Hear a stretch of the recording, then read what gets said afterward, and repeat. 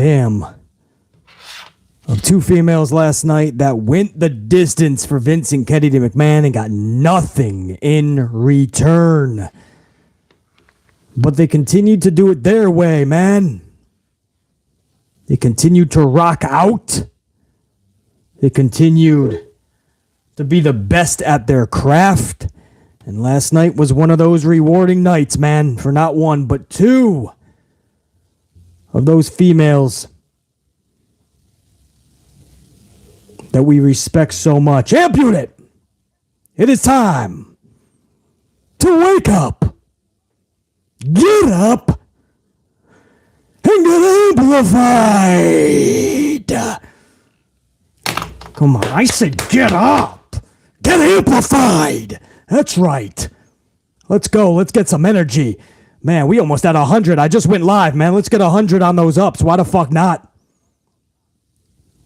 Hit that shit. We just nailed that.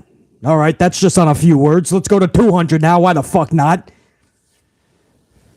Less than an hour of notice on a Sunday afternoon, Sunday evening, but we have to talk Elimination Chamber. So if you're one of the thousands that end up catching this after we are live, all apologies. I'm not sure what I can do for you. You gotta know. Stay subscribed, stay notified, and always be checking the chan because you never know when BC is gonna be live, man. I give you 10 minutes notice, 20 minutes, 40 minutes.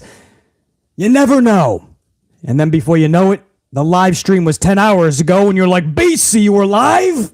You're damn right. And we're going over Elimination Chamber, man. This is the good, the bad, and the ugly. This is not your grandmother's review. We're not going to bullshit through this thing. I'm not going to tell you just what I liked and what I didn't like. I don't care about that. There's 1,000 channels that can tell you their feelings and their thoughts. I like facts. What was good last night? For the wrestlers? For the shows? For everything coming up in the future? For us fans? For the business? We're going to talk about what's good. What was bad? For the wrestlers, for the shows, for the future, for the fans, for the industry. What was fucking ugly from last night, if there was anything? Was there anything great, which I will give 2 tallies in the good for a great? And ugly, every single ugly at the end of this review is going to get crossed out. And it's going to turn into 2 bad. So you want to stay away from the ugly column when we do a final tally. But if I see some great shit last night, because we're going to talk about if there was any great, that's going to turn into 2 goods. I don't have a great column because WWE has been shit for 10 years. It's starting to show signs of life, thankfully. So that's the rules, guys. Every match gets at least 1 tally. I can give as many as I want. 2, 3, 4, based on just performance, booking decisions, or something that was just epic, or the opposite. I can give as many tallies as I want, but every match has to get at least 1 tally. Stay away from the ugly column.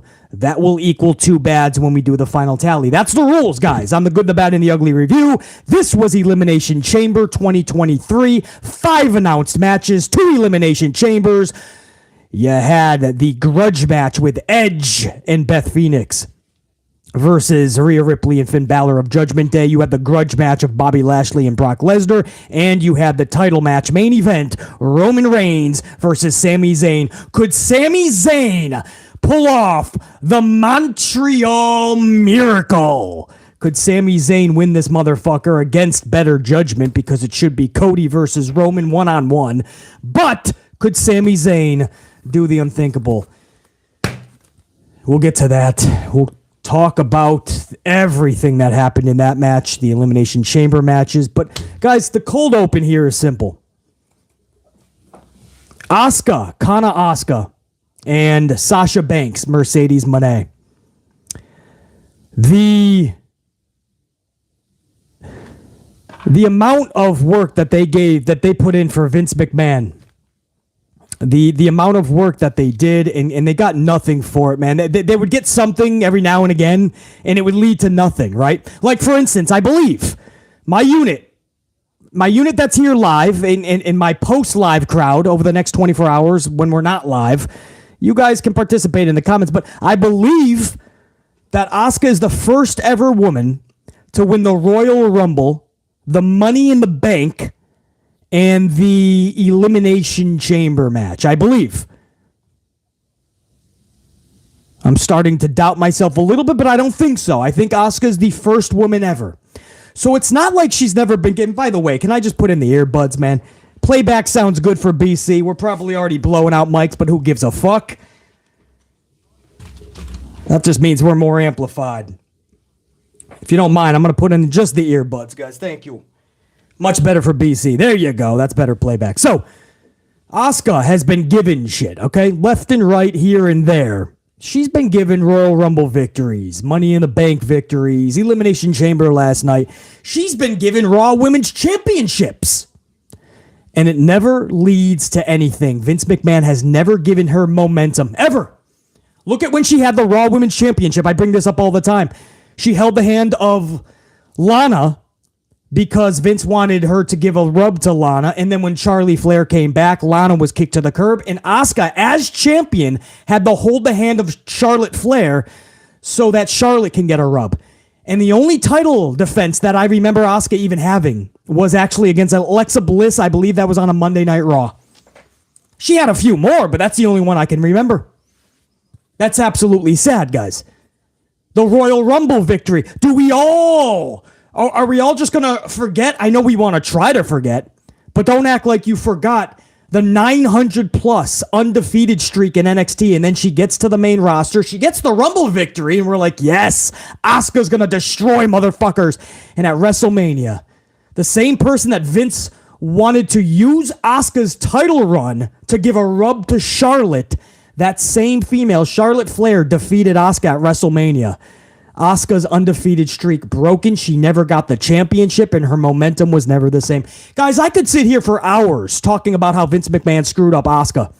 A woman that there's no way you could possibly screw up unless it's internal sabotage. You'd have to be trying to fuck up Asuka. Just like you'd have to be trying to fuck up Sasha Banks, because she's literally one of, if not the best female wrestler in the world. And again, that's not just opinion. That's literally facts, guys. You may not like it. I hear you. You may not like Sasha Banks at all, Mercedes Moné. But I always say this as well to my chat. To all my Amplified Unit subscribers and members, I say this. If you think about all of the female talent that has faced Sasha Banks, Sasha is usually their best match, or at the very least, their top three. Right? Charlotte Flair, you could easily say many of her matches with Sasha was number one. If not, if you like the Becky and Charlotte, or you think through other ways, you think there was a better, she's top three, no question, because I have 4 matches with them that Sasha easily gave Charlotte her best match. Asuka was Sasha Banks. The best match that I saw was Asuka with Sasha Banks. And you could go down, by the way, whether it's an EO, top 3 at least with EO. Becky Lynch, obviously, I think that was Hell in a Cell. Becky Lynch versus Sasha Banks. Top 3, if you don't think it's the best. Sasha Banks versus Bayley, you can choose from 2. There's actually 3, but at least 2 of them is easily Bayley's best match. And guys, you can go down the line. It doesn't matter if it's a Carmella, a Zelina Vega. Sasha Banks is everybody's best match, or at least their top 3. She just is. So that makes her one of the best, if not the best wrestler in the world for females, because she constantly elevates everybody she works with and gives them their best match. And yet Vince McMahon thought she was not good enough for titles. She got about 5 or 6. 3 of them were in the course of within 3 months, by the way. So 3 of them was really only 1. So she has about maybe 4 reigns right now, technically, for the main roster. Nothing was ever coming from those titles. They were just to give it right back to Charlotte Flair so she can pad her count so she can get closer to her father. That's not shade to Charlotte. This is just what happened to Asuka and Sasha. Guys, we have to stop bullshitting. We have to tell the truth. Sasha Banks and Asuka are 2 of the best female wrestlers in the world, and Vince McMahon laughed at them and tossed them to the side like yesterday's garbage. It's bullshit. Right? I mean, I think we can all, even if you're not an Asuka fan, even if you're not a Sasha fan, the way Vince booked them is absolutely atrocious. And then on top of that, Vince says, "Okay, we're gonna snuff you into the tag division. You get to make a tag division. You're gonna be the head team. You're gonna make something out of this. You're gonna have titles." And Vince lied to her and Bayley. To the point where they fucking left because they were done with the fucking lies. And what did they do? To bring them back, they told them the same lies. They said, okay, now you can tag up with your other friend, Naomi. We promise, this time you're going to get a tag division. You guys are going to be able to create something special. You're going to be the champs. And they lied. They got the titles, and the division remained non-existent. And then they left again, and WWE tried to make it look like they were unprofessional. The fuck you talking about? You lied to them nonstop. If you are the best employee at where you work, guys, chat, I don't even give a fuck if you work at a car dealership, if you work at McDonald's, if you're stocking fucking shelves at the grocery store, if you're sweeping up a fucking market afterwards. Whatever you do in this life, if you know you're the best employee, and your boss constantly lies to you left and right, puts you under the talent that you're way better than.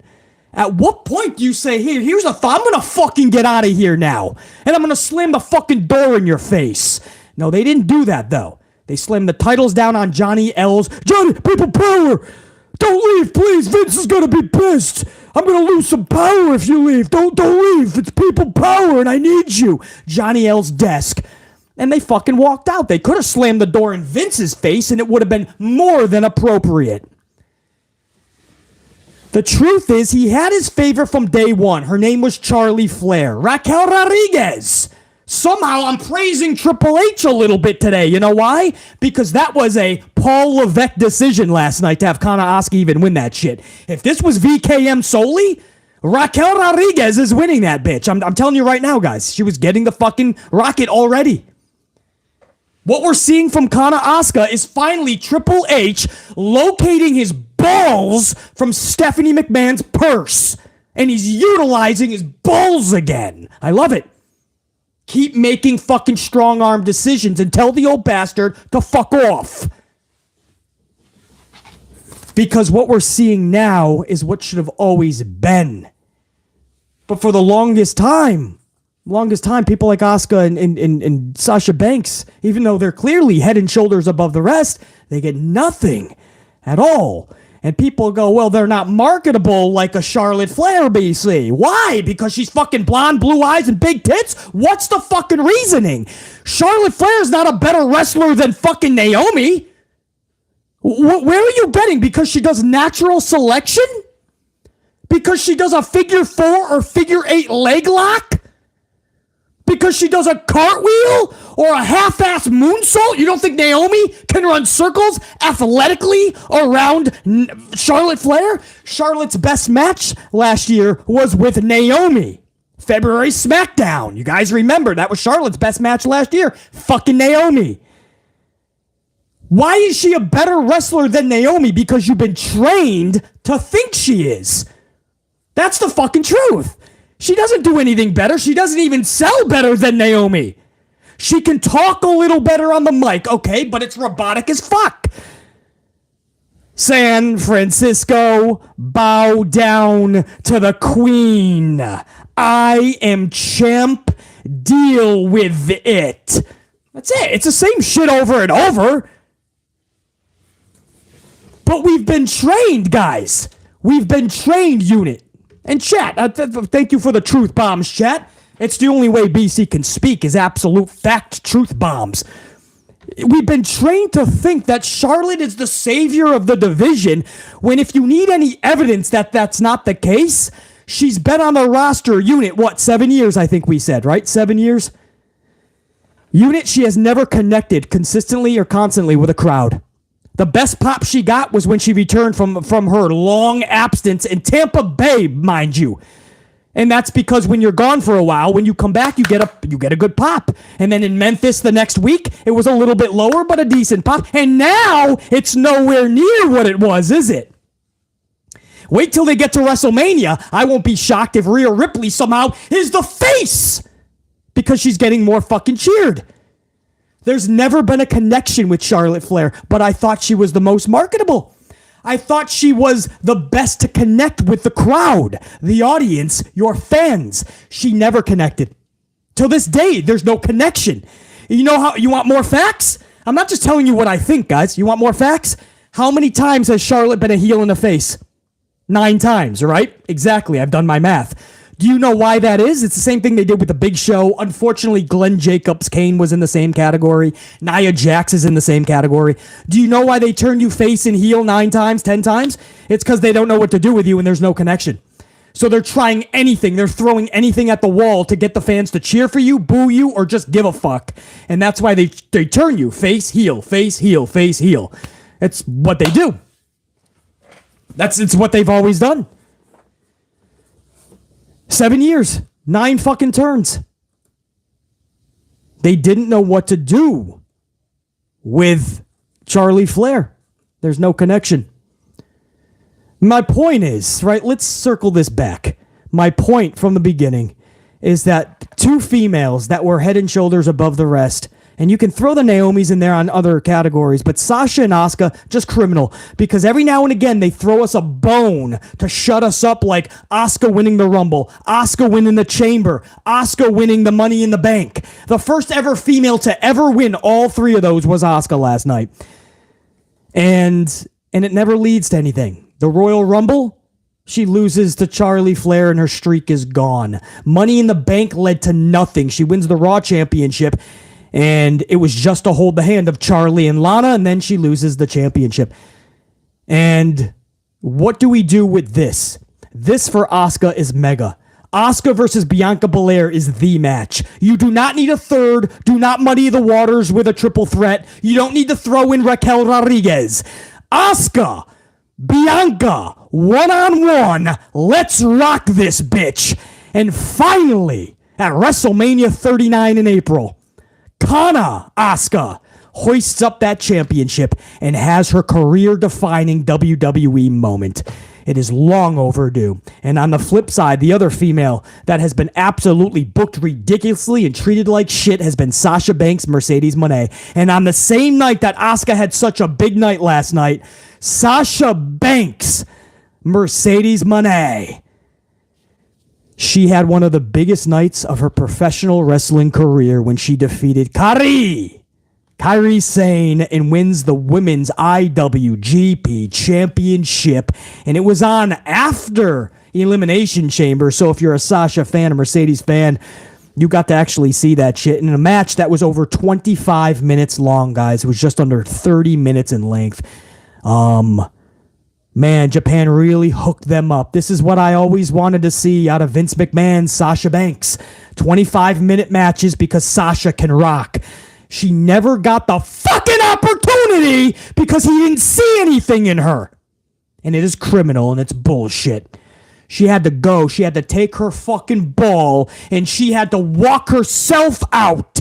She had to say enough with the lies, enough with the bullshit. I'm fucking out of here. She took her ball and she banked on herself. She banked on herself. And she went all the way to another fucking country to do the unthinkable and win their championship on a big stage, much talked about, against a formidable competitor. Obviously, we love Kairi on this channel. And what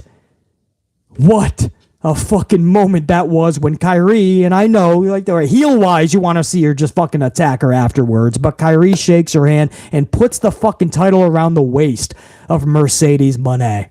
I would have liked to see Kairi with the belt a little bit longer, the title, no question. I feel like she kind of got cheated out of a reign there, but this is a massive name like Mercedes Moné, Sasha. There's no fucking way she's not coming in and taking that championship, man. Because believably, realistically, that's what would happen.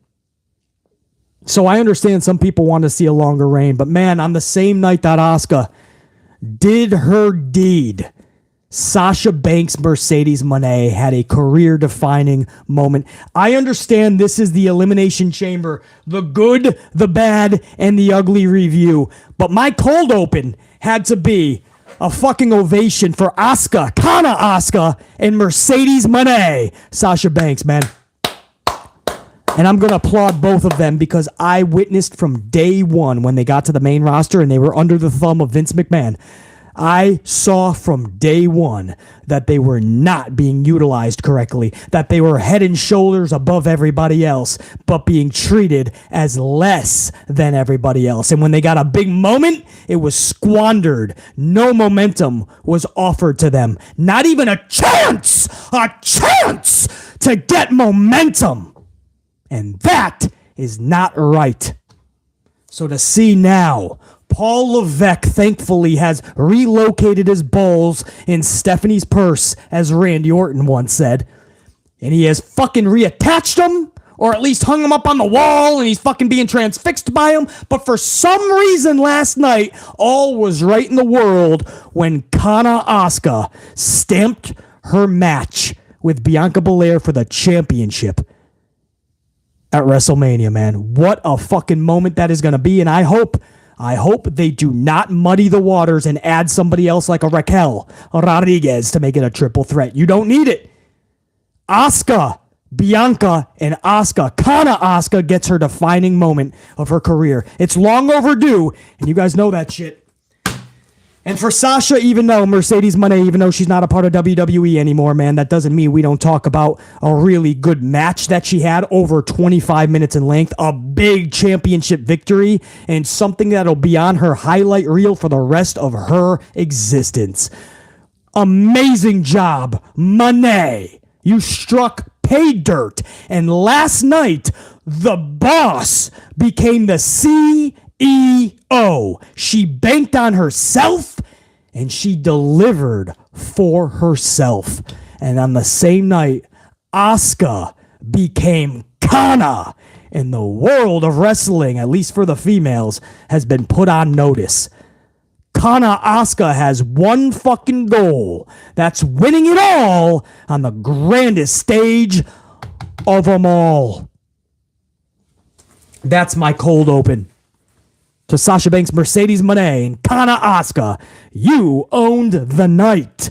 Congratulations on your big moments, your big matchups. Now, there's one other story that I have to talk about before I get into the Elimination Chamber, good, the bad, and the ugly. 5 matches. Hopefully I don't keep you guys here all night. And that is Tony Khan, AEW boss. Now you're thinking, well, BC, Mercedes Moné, Sasha Banks is not in WWE. We spent a while on her. Well, we were talking about her and Asuka, first of all.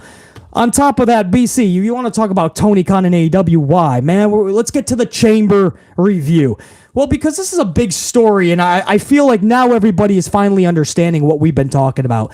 Tony Khan needs a PR person. He needs to just shut the fuck up for a damn second and think about what he is saying, because he is putting his own company and wrestlers, he is putting them in bad positions.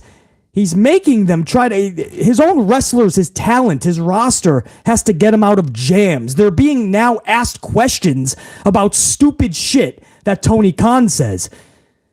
And the latest thing I'm talking about is Ariel Helwani. Ariel shows up, the UFC guy's got the podcast, big on wrestling. Nick Khan, the CEO for WWE, was once his manager, talent manager. So he has connections to Nick Khan. He's very close with 3 H's.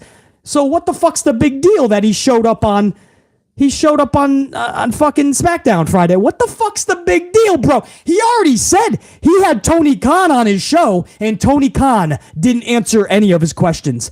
Nothing. I'm not going to answer that. And Ariel's like, well, what the fuck? This podcast is known for getting to the deep truth. Or at least, just give us something, right? You can't just say, I don't want to answer every one of the hard questions. And he didn't. And you know the disrespect that Tony Khan had? Some people go, oh, man, he was so respectful. He had to take a piss, and he still was going to do the interview. He knew he didn't get along with Ariel. He was fucking with Ariel. And on live fucking podcast, he says, you don't mind if I go to the bathroom, do you? Ariel's like, I'm sorry, what?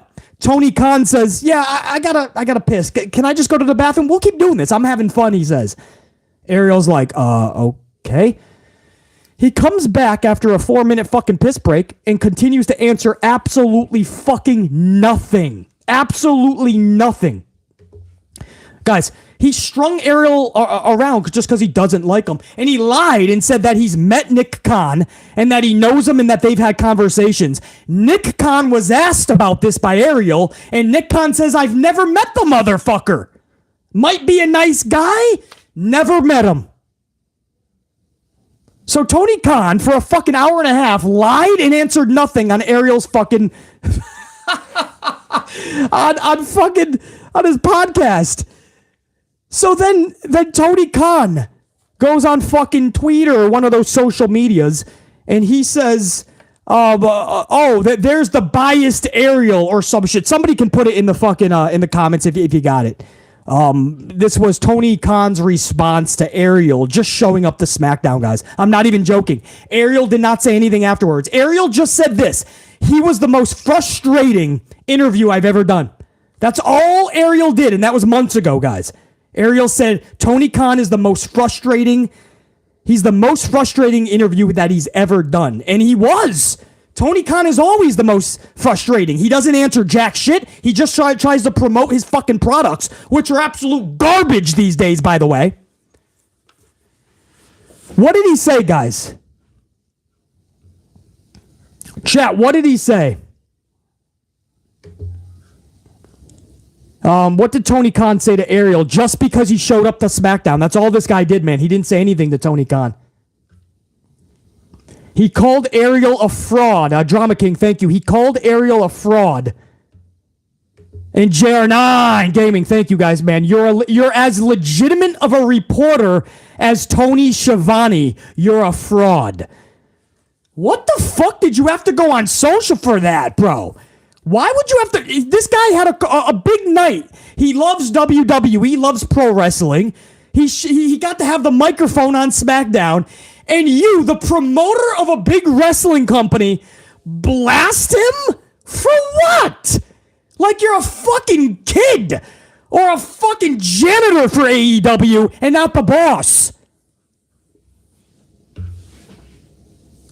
What the fuck is happening to Tony Khan is crumbling. There has to be an intervention. His roster, all of his talent, his employees, his father Shad Khan, his family, his friends, they need to sit him down. He's having a fucking bad experience running a pro wrestling company right now. Ariel Helwani retaliated with just as fucking high of a road as you can. Does anybody have Ariel's response to that? Put it up in the fucking comments if you don't mind. Tony Khan has been really he just lies. He's literally like a bold face. He's a liar. We're putting on the best shows we've ever put on the last month. He says this every week the last month, and his ratings have been going down. They're almost at 800,000 this week. They're not even in the high end of their niche audience. Their niche audience has ran away. So how is that the best? Because you said it's the best? That's like me saying Sasha Banks is the best women's wrestler and having no facts. No, I have facts that she's the best. She was always good in the ratings. She was everybody's best match. Wrestling-wise, nobody can fucking light a candle to her. You gotta have facts, bro. Whenever he does hit 1 million, he's the first guy the next fucking morning to brag about it on his social. Whenever he doesn't come close to 1 million, this guy is silent about the ratings the next day. He says he met Nick Khan and he's talked to him. Nick Khan says, I've never met Tony Khan.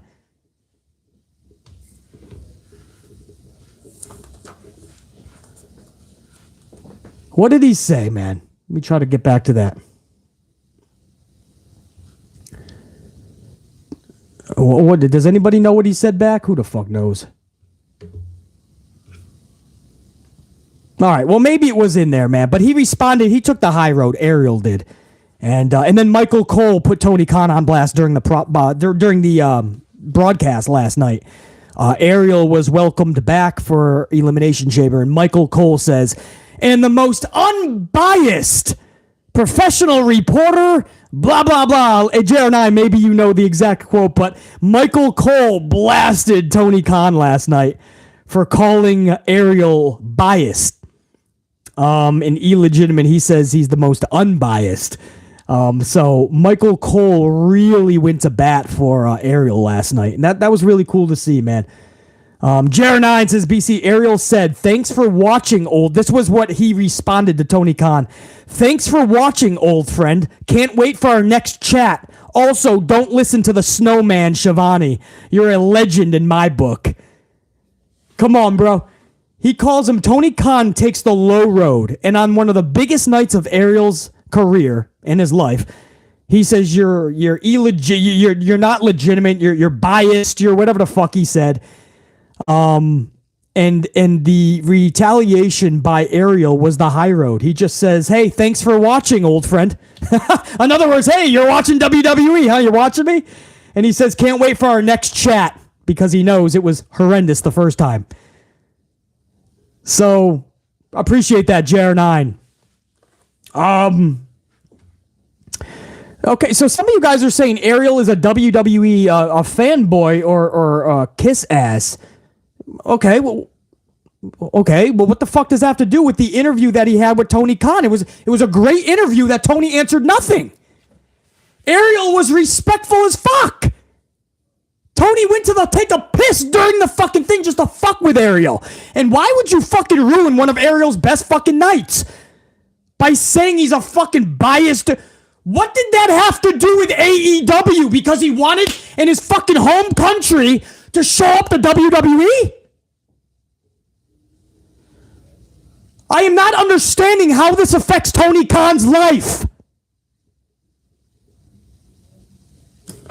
How is this affecting AEW? Why would Tony Khan be this pissed off about Ariel? Tony Khan runs Jacksonville Jaguars with his father. Fulham something, fucking soccer, I believe. He runs AEW. But this motherfucker is concerned with Ariel. Appreciate that, Ty. Fulham FC. Thank you, Jared9. What the fuck did that have to do with AEW? Tony Khan is just fucking done, man. He's got to relax. He's got to concentrate on his own program. And one day, maybe we can see storylines and larger-than-life characters on his fucking television show. Because what I'm watching on Wednesday nights reminds me of the last 10 years of Monday Night Raw. It is a chore to get through. Oh, am I the only one to say this? Am I the only one to factually say the truth in front of a fucking, or behind a microphone? AEW is beginning to suck monster balls. And I've given that company one mulligan after another for 4 years. But now, when you see the niche audience going away in droves, because that's what's happening, they're going toward 800 with NBA and MTV Challenge as competition. There is none.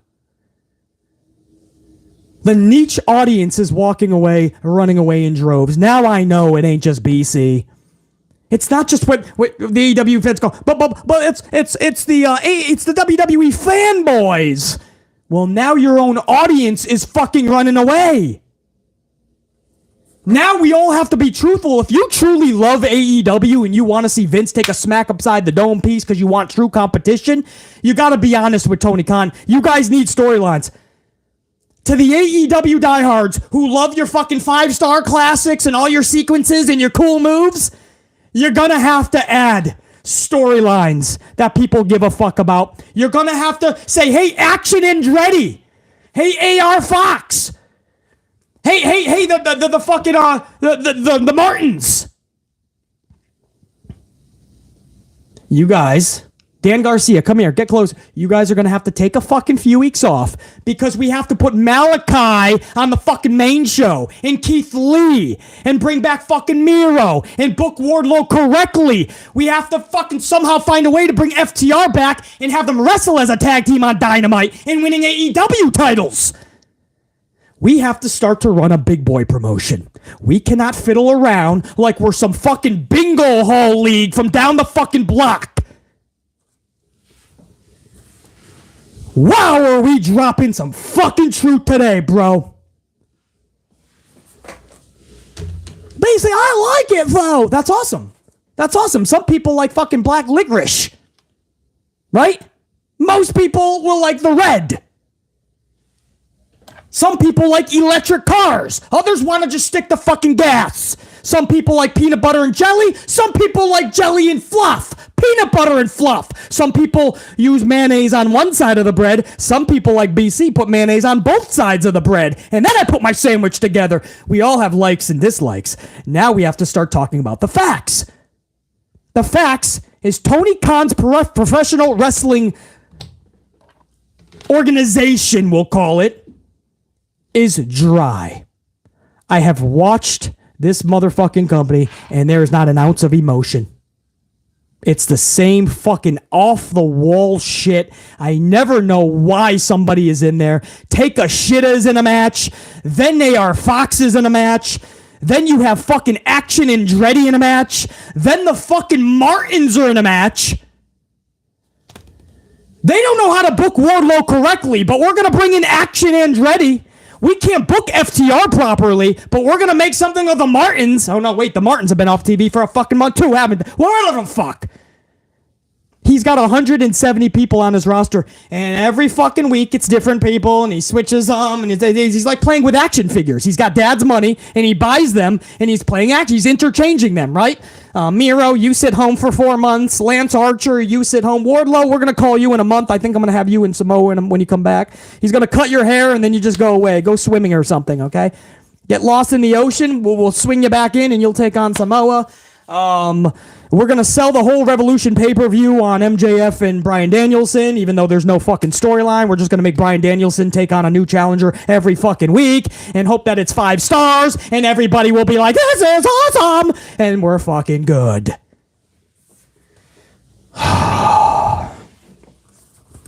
This motherfucker doesn't want to listen. We're trying to help him out. And instead, he says, nope.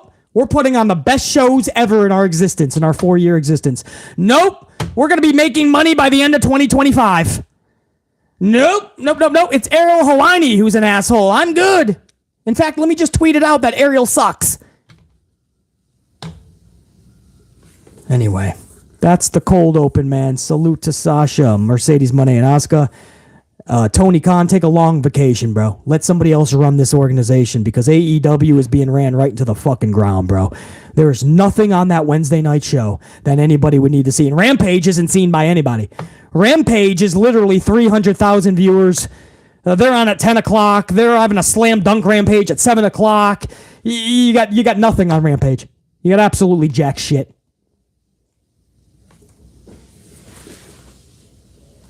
Ariel Helwani gets blasted by Tony Khan, the owner of AEW. Bro, come on, have some class, huh? You're the fucking owner of a company. Same shit we talk about when Vince McMahon does stupid shit and we call him out for it. Tony, you do a lot of stupid shit. Cut the shit, Tony. Cut the shit, man. We want to see AEW succeed. You're going to have to bring in casuals, guys. You might not think casuals are out there. They definitely are. You're going to have to bring in fan bases from other organizations. If you don't like WWE fans or any other promotion, tough shit. You're going to have to get them into your product. You want the company to grow. A better grown AEW is better for you, the fans.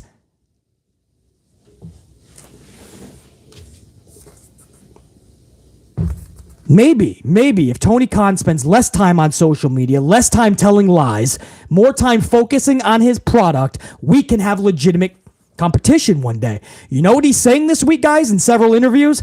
That our big storyline is WWE versus us, AEW.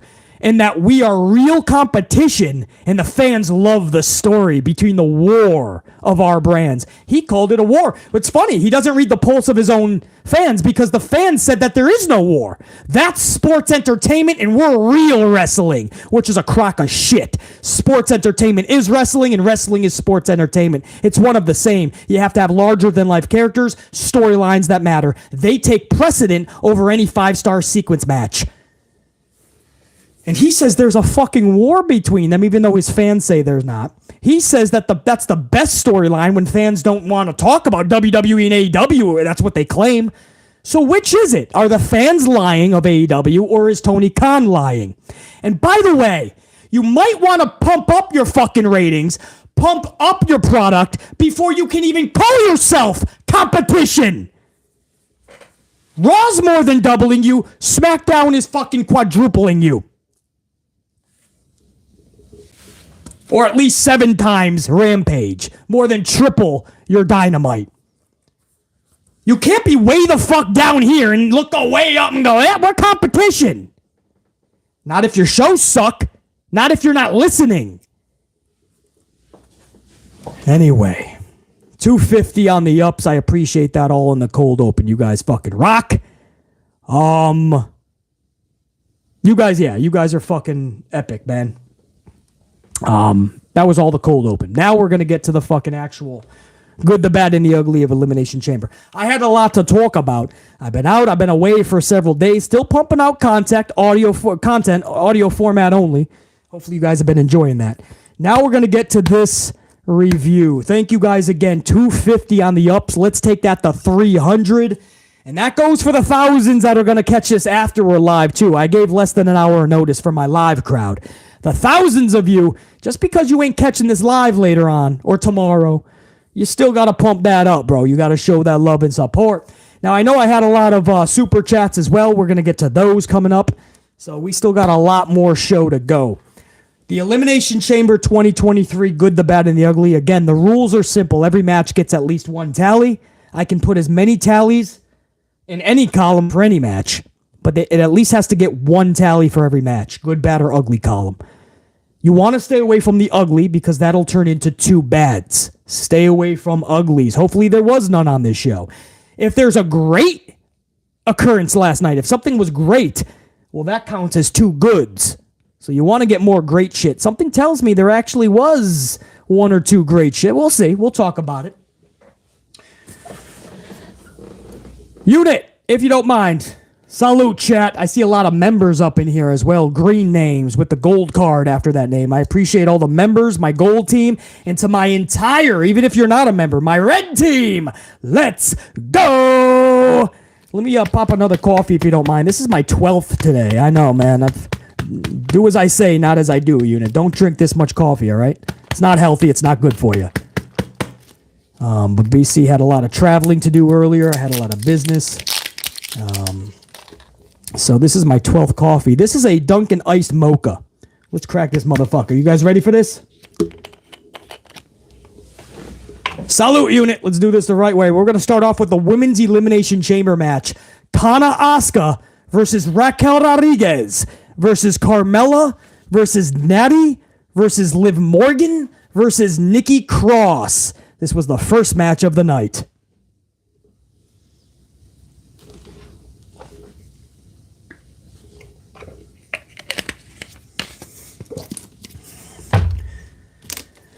Water too, if you don't mind, man. That was a 42-minute cold open, guys. That's what makes BC the best at what he does behind this microphone, man. 42-minute cold open. For most people, that's the entire fucking review. Salut.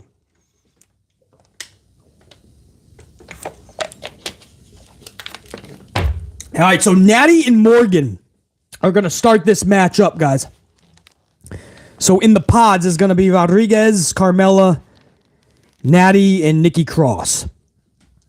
Asuka as well. So what I say? Yeah, Nattie and Morgan are going to be the ones starting this match up. Raquel is in at number 3. Raquel Rodriguez, number 3. Nikki Cross is in at number 4. Carmella in at number 5. And Asuka is last at number 6. And right there, I thought it was a good chance that they were going to give this to Asuka, guys. Because they're going to make her look like a tool if she comes in last and she can't even fucking win this match. So when I saw that, I was like, this could be a good sign, man. But still, if Raquel is in this match, I knew that's not good. Because Vince McMahon could absolutely tell 3H's, no, it's gotta, damn it, it's gotta be Raquel. But Vince, you put me in charge. I'm in charge, man. I'm the new guy.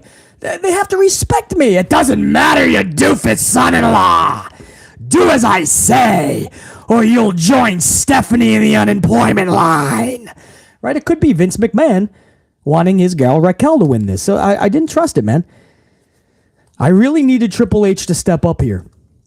Now, elimination-wise, for eliminations, Raquel sends Cross through one of the pods, literally through the plexi, and subsequently eliminates Cross right afterwards. So puts Cross through it, pretty badass, gets her into the ring. I forgot if there was a follow-up move, but a pretty simplistic pin afterwards. 1, 2, 3, Cross is out of this match first.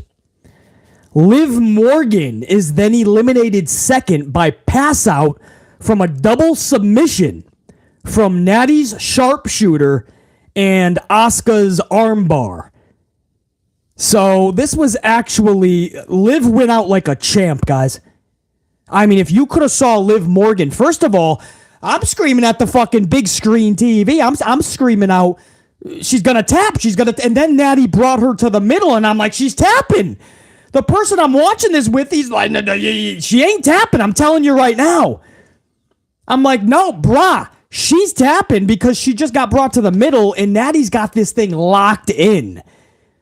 And by the way, Liv Morgan, those fucking jean booty shorts on fucking par with any fucking outfit I've seen in a long time for the female man. Liv Morgan was rocking those jean booty shorts, bro.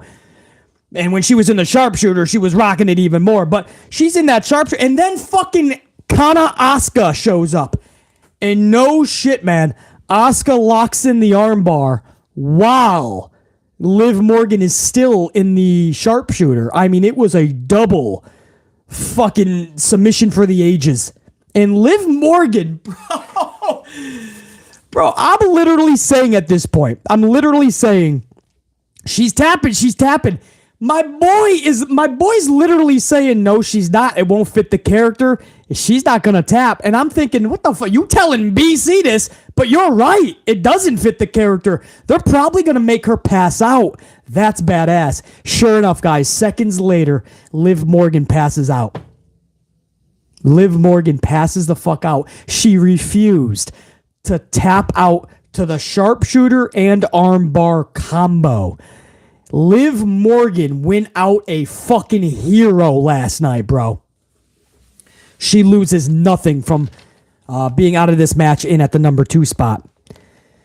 Carmella then eliminates Nattie third via simplistic super kick, I believe. JR9 up in the chat if I'm wrong or if it was a different kick other than a super kick, go ahead and inform the unit, please. I think it was a super kick. I looked down real quick to write a note, looked up, Nattie was down. It sounded like it was a kick. JR9, I appreciate that. Super kick. So Carmella was eliminated at 3. Raquel is eliminated at number 4 via a double elimination. Asuka and Carmella double eliminated Raquel. Each one picked a leg. They just kicked the shit out of her literally for a few seconds. And when Raquel went backwards, they each grabbed a leg. Raquel Rodriguez eliminated by Carmella and Asuka. Asuka and Mella are now the last 2 participants at this point. Now, before I get to that, let me just say, that was fucking huge. Once Raquel went out of this match, BC honestly said, Asuka's got it. H is going full throttle with Asuka. This is badass, man. This is what we need. This is what she needs. This is what's best for business. I mean, I was absolutely excited to see the culminating moment when Asuka wins this match. And then, guys, no lie, Carmella, there was a time, maybe even 2, but there was one specific time where Carmella went for a pin on Asuka, and I thought Asuka was done. I'm like, what? It was when you talk 2 9/10, it was 2 9.9. And I was like, are they? No. You never know with Vince. Vince, a part of the company, gives us anxiety to this fucking day, right? Just having Vince in the company, he could be miles and miles, 100, 1,000, 1,000,000 miles away. And you just think, if he's attached to WWE, they'll do something stupid like have Carmella win this and go on to have another rematch, their 17th match against Bianca Belair at WrestleMania. I could not believe what I was thinking. I'm like, we should not have to think about this, guys. But when it was all said and done, Asuka eliminates Carmella via the armbar. Kana Asuka wins the Elimination Chamber. Kana Asuka's going to WrestleMania to take on Bianca Belair for the Raw Women's Championship. This was just over 20 minutes in length, the matchup. And when it was all said and done, wow, man, I cannot tell you. There was like two different weights. There was two different weights on BC's shoulder. The one weight was fucking, what are they going to do with Asuka? Are they going to make Raquel win this thing? Are they going to turn it into a triple threat schmaz for Mania and add Raquel? And on the other side, it was, what are they going to do with Sami Zayn? Are they going to ruin the Cody Rhodes versus Roman match? So it was like, what they do last night matters going forward for the rest of the year, not just Mania. I mean, there were so many big decisions that had to happen last night. And the first big one was the right decision. And when Asuka defeated Mella and the spotlight was on her for minutes, it wasn't one of those things where she wins and then all of a sudden they cut backstage. No, they left it on her. They showed two separate graphics of Bianca versus Asuka for WrestleMania. Two separate. They kept going back to her. She's up on the fucking, in the corner. Guys, this is it. This is her time. Don't botch this. Feet don't fail me now. I love Bianca Belair. I think she's had a pretty decent reign. Should have been much better. Complacency with Triple H and Vince for a long time. But the culminating moment is to hand that motherfucker, not hand it, get beat for it to Asuka. Kana Asuka Mania. This is her time, man. This is her moment to hoist that fucking title high above, like it's a Super Bowl trophy, like it's the Lombardi trophy. Kana Asuka wins the chamber, and all was right in the world for at least one fucking minute. The match itself was fucking good. It was over 20 minutes. Every single female rocked this thing. Even Carmella, guys, whether it was hiding in the pods to her fucking sequences in every spot that she was supposed to be in. There was no hesitation, full confidence. Liv Morgan rocked the fuck out, and I loved Liv Morgan's elimination when she did not tap out to the sharpshooter and the double sharpshooter armbar submission. She refused. Raquel got pinned by two motherfuckers. She saved face as well. I thought all the eliminations were perfect. Nikki Cross loses nothing. She got her head shattered through a fucking pod. A pod door. And then was eliminated. Nattie was the weakest elimination, just a super kick. They just wanted her in there to fucking appease Canada anyway, even though it's the other side of Canada. Guys, this match, this was good. There is no way that this match, the first match of Elimination Chamber 2023, the ladies' Women's Elimination Chamber match, this goes into the good column.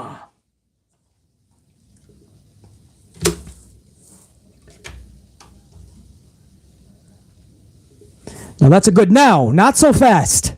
Not so fast. That's not going to stay one for long because the right person won this match, won it beautifully, and her booking as of late, Asuka's booking as Kana, the personality Kana, has been fucking exceptional. So the match alone was going to get a good, even, unfortunately, if Asuka lost this match somehow. There's no way I could give these ladies a bad. The match was good. The fact that Paul Levesque located his balls, the fact that Asuka has been being booked so beautifully, the fact that Kana Asuka had such an epic moment last night, and it looks, as of now, like she's going to cascade into Mania to hoist that title high above. Guys, when that first match was over, I was thinking, this is not just good. Everything that I just witnessed is not just good. This is fucking great. What just happened with Kana Asuka, the match that I just saw over 20 minutes in length. So, guys, that first match in total actually gets a great, which is two goods. I told you I wasn't fucking around. That is a massive decision last night. And as much as I would have given the match itself a good no matter what, just like I gave an extra good for Kana Asuka walking out the victor in the way that it was done, if she didn't win, that was getting a fucking ugly. I may have given it two uglies, which would have been four bads at the end of the tally. So I wasn't fucking around with that decision. This was massive. And this was the right call, and it was a great way, and I mean a great way, to start the Elimination Chamber for 2023. Chat, Chat, while I get a swig of coffee and we go into match number 2, which was Brock Lesnar versus Bobby Lashley, what did you guys think of the first match? And you know what? We're live, so I get to put this in a poll. If you don't mind, I'm going to ask you guys.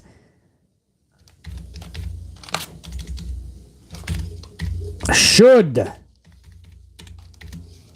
the Women's Elimination Chamber match go into the good column? The question is going to hit your chat in the next 15 seconds. I need at least 100 of you guys to participate. Should the Women's Elimination Chamber match go into the good column? It'll be in your chat in the next 15 seconds. Answer that poll, guys. If you didn't like it, if you didn't like who won, if you didn't like the match itself, then just answer no. And you guys think it should have went into the bad. There was no ugly, obviously, in this match. I don't think anybody, unless you'd have to really just not like WWE or anybody in the match or any decision that was made or any other wrestling. Then you would call it an ugly, maybe. But you know, whether you thought it was good or bad is eye of the beholder. But all right, we already have 150 votes in just 10 seconds. You guys rock. 95% say yes, that match should have went into the good. Wow, look at that, huh? I'm going to get a swig of coffee. I'll let you guys participate a few more seconds on that. Then we'll go into match number 2, Brock Lesnar versus Bobby Lashley. By the way, on the ups, we are over 300 thanks to you guys live. The post-live crowd is going to be like, damn, they were rocking during that live stream. Let's go to 400, guys. Let's really rock that shit out. 400 on the ups. Let's help that algorithm out. I appreciate it. Let me get a swig, and then we'll go to 200 votes is what we're on our way to, man. 95% still say yes. Match number 1 should go into the good. Salute, unit.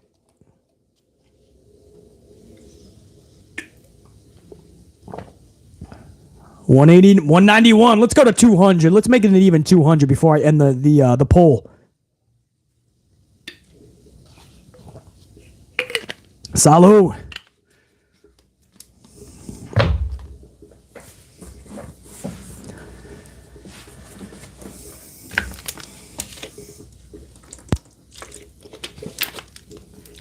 $200, over 200, 96. It's just going up now, guys. 96 say yes.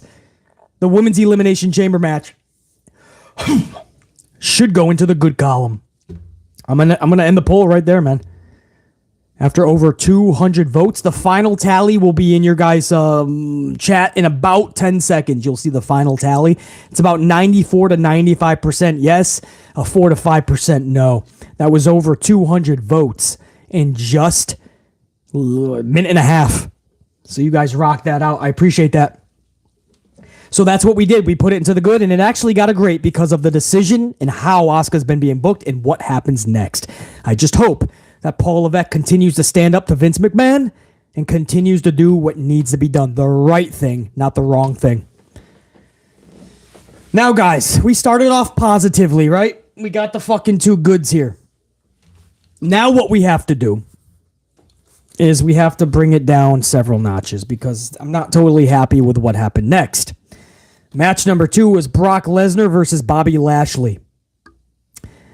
This is a rematch of a rematch, obviously. They've faced each other a couple of times. Lashley kicked out of 2 F5s, guys. No joke. Back-to-back F5s. Well, he kicked out of one, got pinned, and then he kicked out of the pin. My bad. So he got covered, and then he kicked out. Okay? Now, I don't like seeing that. Okay, Bobby Lashley's a big dude, freak of nature. Okay. All right, maybe he can kick out an F5. All right, whatever. Then Bobby Lashley gets F5'd again, and he kicks out yet again. And if that wasn't enough, he got up like a minute later as if he just took a standard chop from like Ric Flair or even Hornswoggle. After 2 F5s, the motherfucker just stands the fuck up, and he locks the Hurt Lock onto Brock Lesnar. The whole match, JR9, please correct me if I'm wrong, was like 5 minutes or under, right? 4.5 minutes, something like that. From bell to bell, anyway.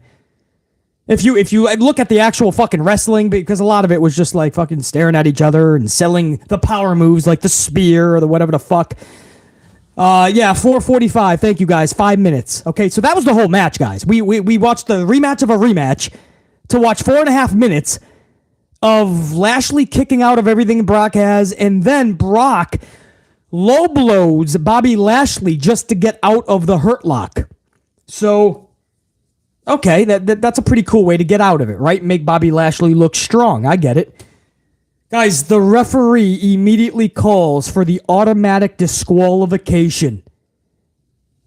Less than 5 minutes into the match, Brock just does a low blow to get out of the Hurt Lock, and the referee calls for the bell. Guys, the match is fucking over. The match is over. If I could have had a more what the fuck expression on my face, it would be a fucking miracle, because that was the experiment. I looked to my fucking buddy. He's looking at me like, what the fuck was that? I'm like, dude, tell me that's going to be a restart. So they're going to restart the match, obviously. Like, something's going to happen. Pierce has to come down and go, these two beasts are not going to end it like that.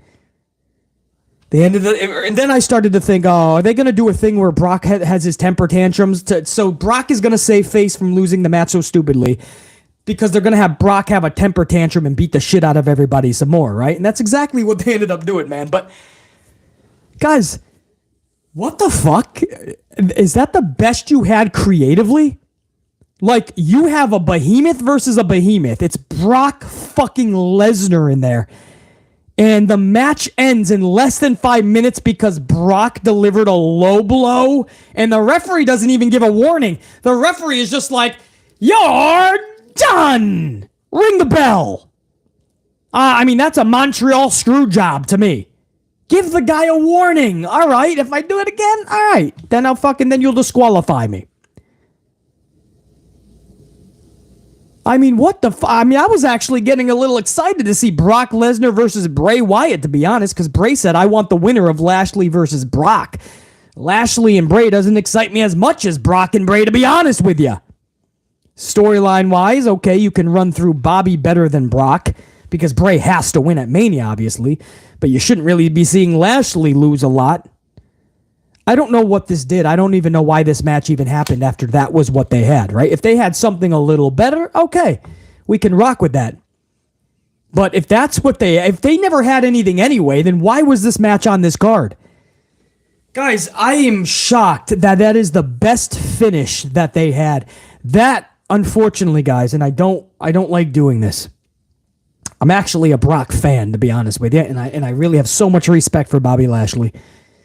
Maybe you can say the booking let them down, and the agent for this match, maybe it was VKM himself, maybe it was 3H's who came up with this finish or approved it, but this was fucking ugly.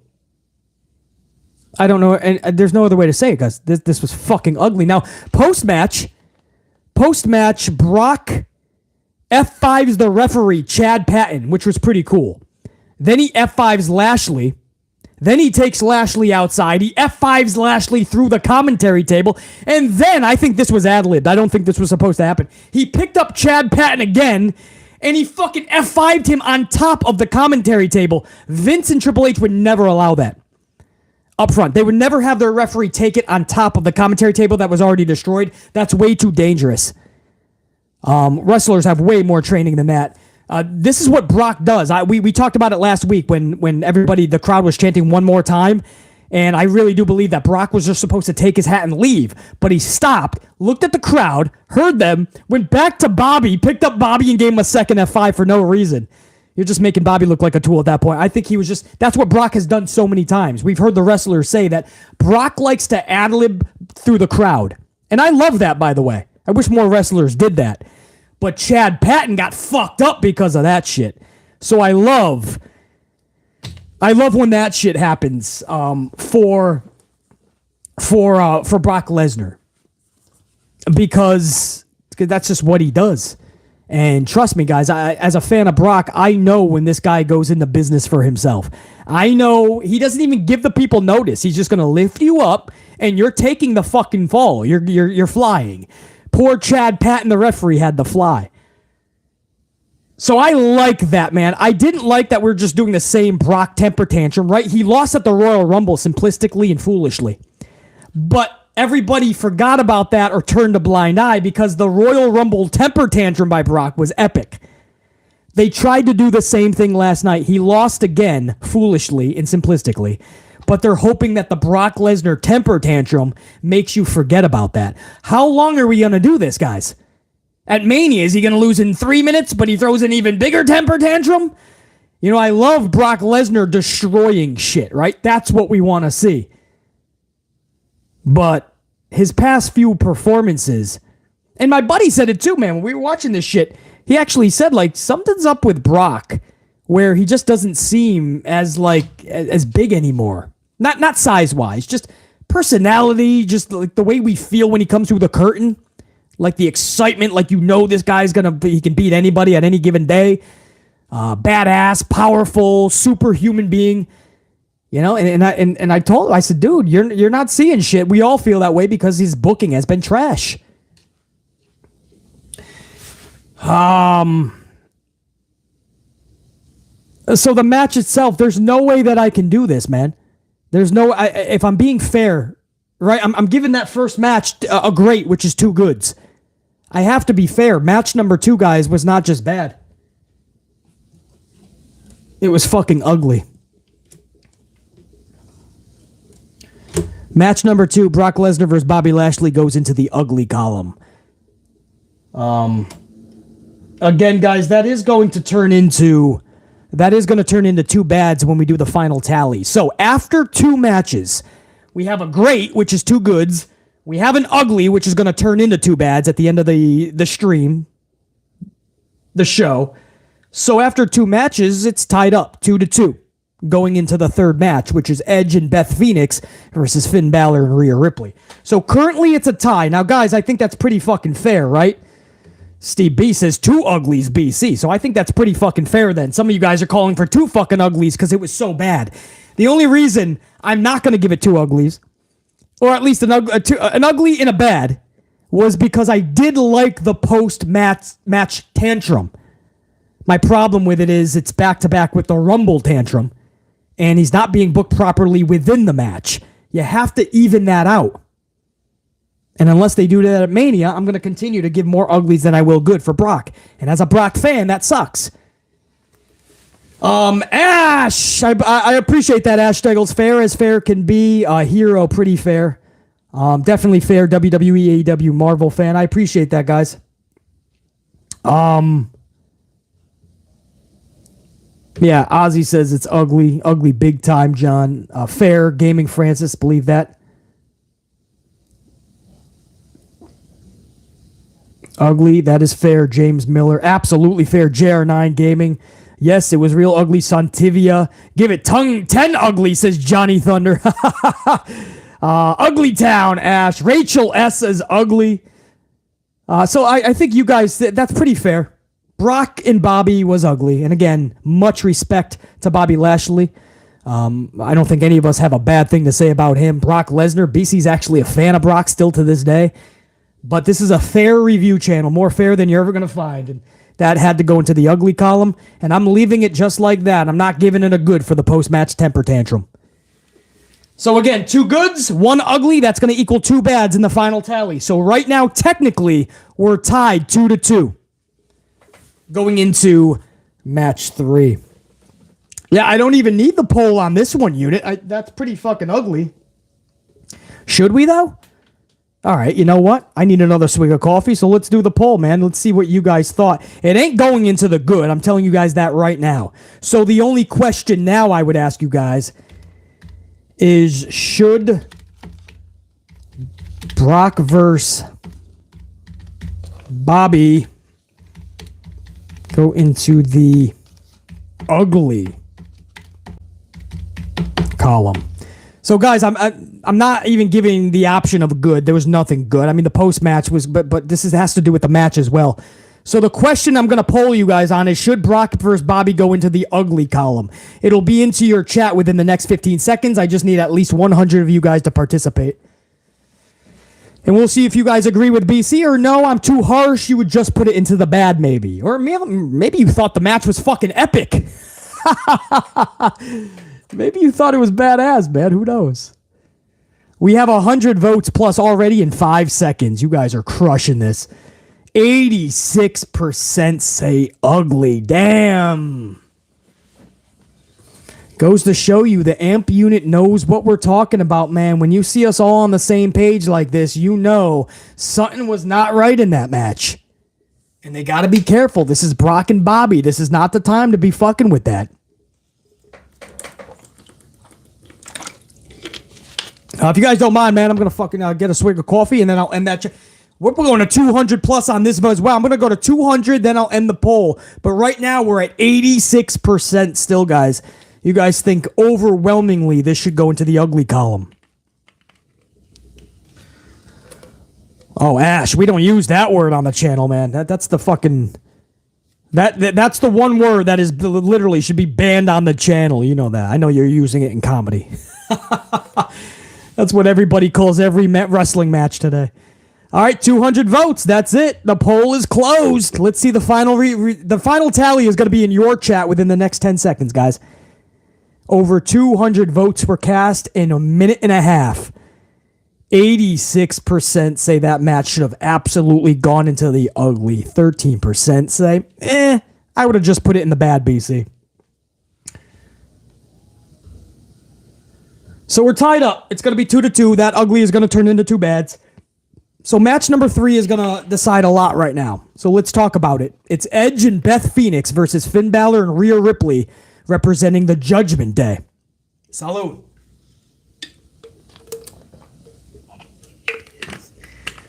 Dominic is at ringside, obviously. Yes! Here we go. You guys are the best. Dominic is at ringside getting destroyed by the crowd. Incredible heel heat, man, for Dominic. I mean, they got to be so happy what is happening with this dude.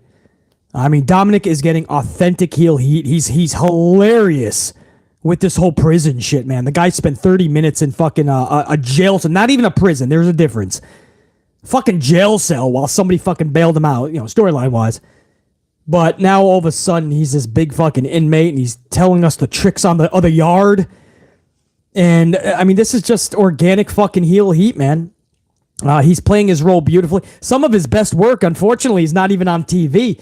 They're doing it on WWE.com in these little Valentine's Day, Thanksgiving, Christmas Day segments with Rey Mysterio, Rhea, and Angie, his mother. But these segments have just been gold, man. Dominic is doing so fucking good. And, man, you just had a massive fuck you, Dominic chant last night several times, guys. I mean, the crowd was destroying Dominic. Fuck you, Dominic. Now, guys, to put that in perspective, and by the way, 350 on the up, so we're headed toward 400 on those likes. I appreciate that, guys. To put that in perspective, Dominic was not even in the match, and he had the biggest heat out of anybody out there. Beth Phoenix looks like she's still in her prime. I could not believe what this female was doing out there, but I probably shouldn't be shocked. It's Beth Phoenix. Beth and Rhea had a spot where Rhea called Beth pathetic. Beth says, "Oh yeah? Eat this, bitch." And they continue, guys. I'm not even kidding here. 10 fucking times they clothesline the muscle off of one another. So Rhea says, "You're pathetic." And Beth looks right at her and says, "Oh yeah? I'm pathetic? Eat this, bitch." And they continue to double clothesline each other, but nobody moves. Until about 10 times, then they start to feel it. Guys, I don't even need a mixed tag match. You give me Rhea Ripley versus Beth Phoenix at a pay-per-view, give them 20 minutes, and BC's going to be happy as fuck. I don't even need 2 coffees in my fucking hands. Just give me that, and I will promise to put the coffee down for the entire match. I'll be happier than a pig in shit. Beth versus Rhea, give me that shit. One-on-one. Beth Phoenix is fucking amazing. And Rhea Ripley is on her way to being amazing. So that was fucking such a good moment. Beth delivered one of the most beautiful top rope suplexes that I've seen in a long time for the females, man, to Ripley. Such a beautiful top rope suplex. Yes, got a little bit sloppy at the end. Beth was supposed to make a breakup pin. Edge was being pinned by, I forget if it was Damien or Finn, I'm sorry, fucking Finn Balor it was, who was pinning Edge. Damien's not in the match. So he's pinning Edge, and Edge totally just trusted that Beth, his wife, was going to break up the pin. So the referee luckily knew that was not the finish, so the ref had to just stop the count. Right as he stops it, Edge begins to fucking kick out. And then after that, Beth finally gets there to break it up. It was definitely sloppy. It definitely was, it was a Beth botch. But I mean, come on, bro. I mean, Beth Phoenix has had one match in a year, and then that was only a fucking mixed tag match. So technically, Beth Phoenix has not wrestled in years, and she put on that performance. We can give her a mulligan or two, I believe. Beautiful glam slam to Rhea Ripley on the outside at the finish of this. Back on the inside, Shatter Machine on Balor for the W. Edge and Beth Phoenix with a monstrous W. The crowd was rocking throughout this entire match. Whether they were giving Dominic fucking monstrous heat or they were giving monstrous ovations to Beth and Edge. And at the end of the match, when Edge and Beth were up on the same corner looking at the crowd, that crowd was so fun. I know, Canada, and I get it, guys.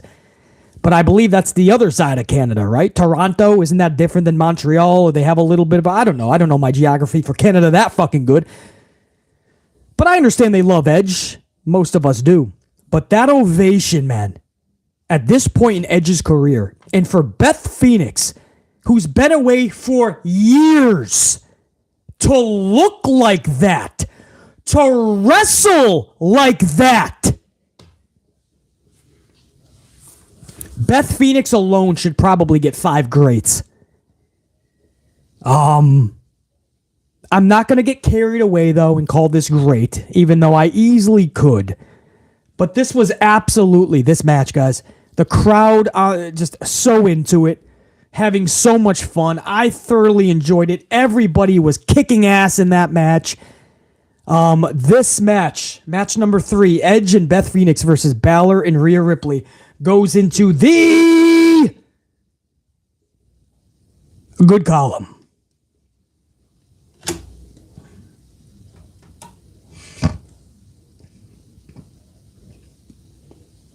There you go, 3-1. Again, that ugly is going to turn into 2 bads at the end of the show. Because every ugly gets crossed off and turns into 2 bads. That's why we say stay away from the ugly, but Brock Lesnar and Bobby Lashley was fucking ugly. So, technically, when we do the final tally, right now, as it stands after 3 matches, it's 3-2 in favor of good. So, match 4 just has to just stay on par, man. That's all you got to do for match number 4. We'll see what that is. That's the U.S. Elimination Chamber match. Okay, we'll get to that in a second. Chat, I'm not going to do a poll for this one because I know what we all know what we saw in that mixed tag match. That was pretty fucking awesome. That was awesome.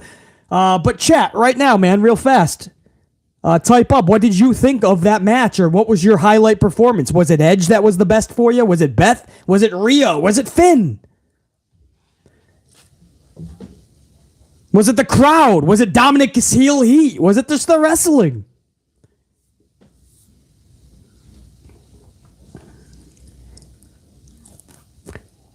Love the finish. Yeah, JR9. Rated FTR would be really cool. Oh, fuck. Yeah, brother. Imagine that shit, JR9. Yeah, James Shrimp Fajitas, Beth and Rhea, and the heel heat for Dominic. Match as a whole, says Wisdom. No doubt, dude. Very good. Dom was perfect. Emmanuel. Beth for Carnut. Beth was the highlight. Dom's heat was amazing, Unique Butterfly. No fucking question.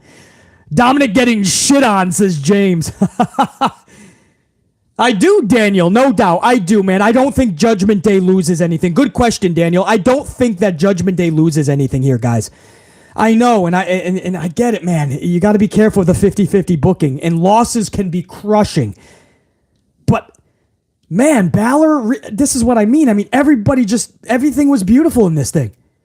And I just feel like there's no way that Edge and Beth can lose that match. The heel heat that Dominic is getting is phenomenal. Rhea Ripley is fucking with momentum right now. She's about to have a title match with Charlotte Flair at Mania. I'm probably going to get it. So Rhea, Dom, they're on cloud 9. Damian Priest is in a chamber match next. Finn Balor can regroup like that, man. I mean, I'm seeing the best out of Balor than I've seen since the Demon Balor. It seems like he's having the most fun in his career. It seems like he's just riding this confidence. I think Judgment Day is in a really good place right now, guys. I don't think they lose anything from this. I really don't. Santivia Major, so good. Beth Phoenix. I hope she signed a new contract. I know she's a mother, but I hope we see Beth a lot more. She's too good. She looks like she's in her prime, and after last night, you could easily think she is in her prime still. You wouldn't even notice that she's not, or know that she's not. What a fucking match, man. Now, match number 4. We're going to go into the U.S. title Elimination Chamber match, actually. Austin Theory, the champion, versus Montez Ford, versus Bronson Reed, versus Damien Priest, versus Johnny Gargano, Johnny Wrestling, versus Seth Rollins, without his big red boots, by the way.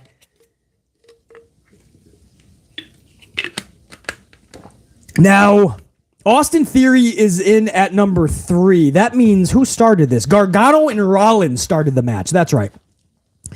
So Gargano, Rollins start this match. Austin Theory is in at number 3. Damien Priest comes in at number 4. Bronson Reed is in at number 5. Montez is in last at number 6.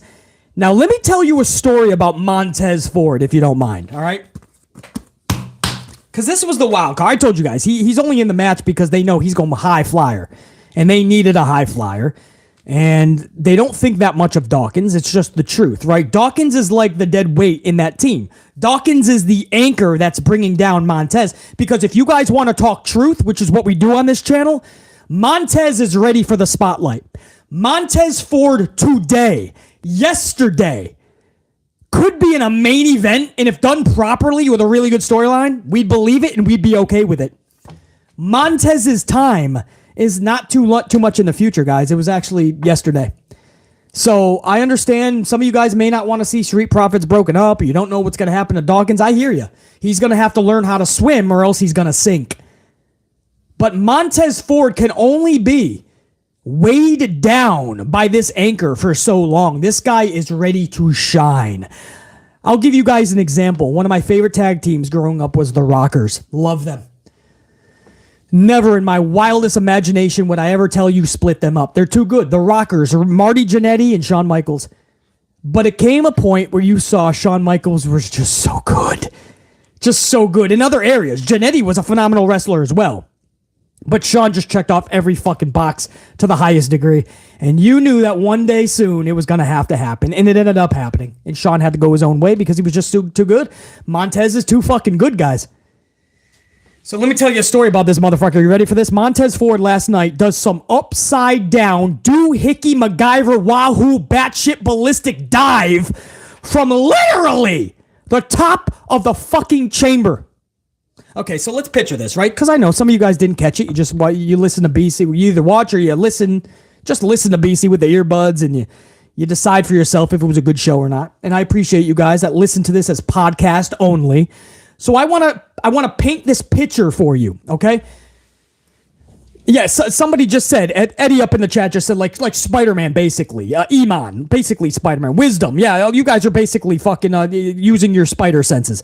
So this motherfucker, let me paint the picture for those that are just listening in podcast form only, literally climbs the fucking chamber, all right? Climbs it till you get to the roof. Now the roof isn't just like, it doesn't have like a catwalk that you can just walk on, all right? You literally, it kind of goes at an incline. So you have to climb this motherfucker using every portion, every muscle, every fiber in your body. And somehow he did that. He does a complete reverse. What do you even call it, man? He goes backwards. He does like a... Chat, help me out. What do you even call what he did in the air? Like the before he even dove. He just went backwards. What do you call that? I like spider salt. I'll use that, Wisdom. He uses the cell to fucking rotate backwards. Big Nang, I'll use circus flip. And as he's going backwards, holding onto the cell, He fucking lets go and dives on top of everybody. Now, usually I hate those fucking dives where you have 17 people holding their arms out ready to fucking catch you like it's a fucking bouquet from the bride at a wedding. You know, when they throw the flowers back and whoever catches it is the next one to get married. That's what these wrestlers look like today. They all fucking hold out their arms ready to catch the fucking bouquet from the bride. But this, man, this is something BC has never fucking seen before. And it's that type of athleticism that sets Montez away, sets him apart from everybody else, dude. This dude became a star last night. You know, I heard that Paul Levesque, Triple H, he had a conference call after the event, and he gave everybody their props in this match. Even Logan Paul, we'll get to that in a minute. But he forgot to even mention Montez. And people were furious. They were like, dude, he was one of the brightest parts of that match. How the fuck are you not going to give him his props? And H knew it. H likes Montez. So H went right to social, and he made sure that he said, by the way, forgot this. Let me just clear this up. He is a star. And he fucking tagged him in and everything. Man, like, Paul Levesque made sure that he made up for that. So anyway, guys, I had to just give some props over to Montez because I knew he was only in there to do some fucking high dive flippity shit.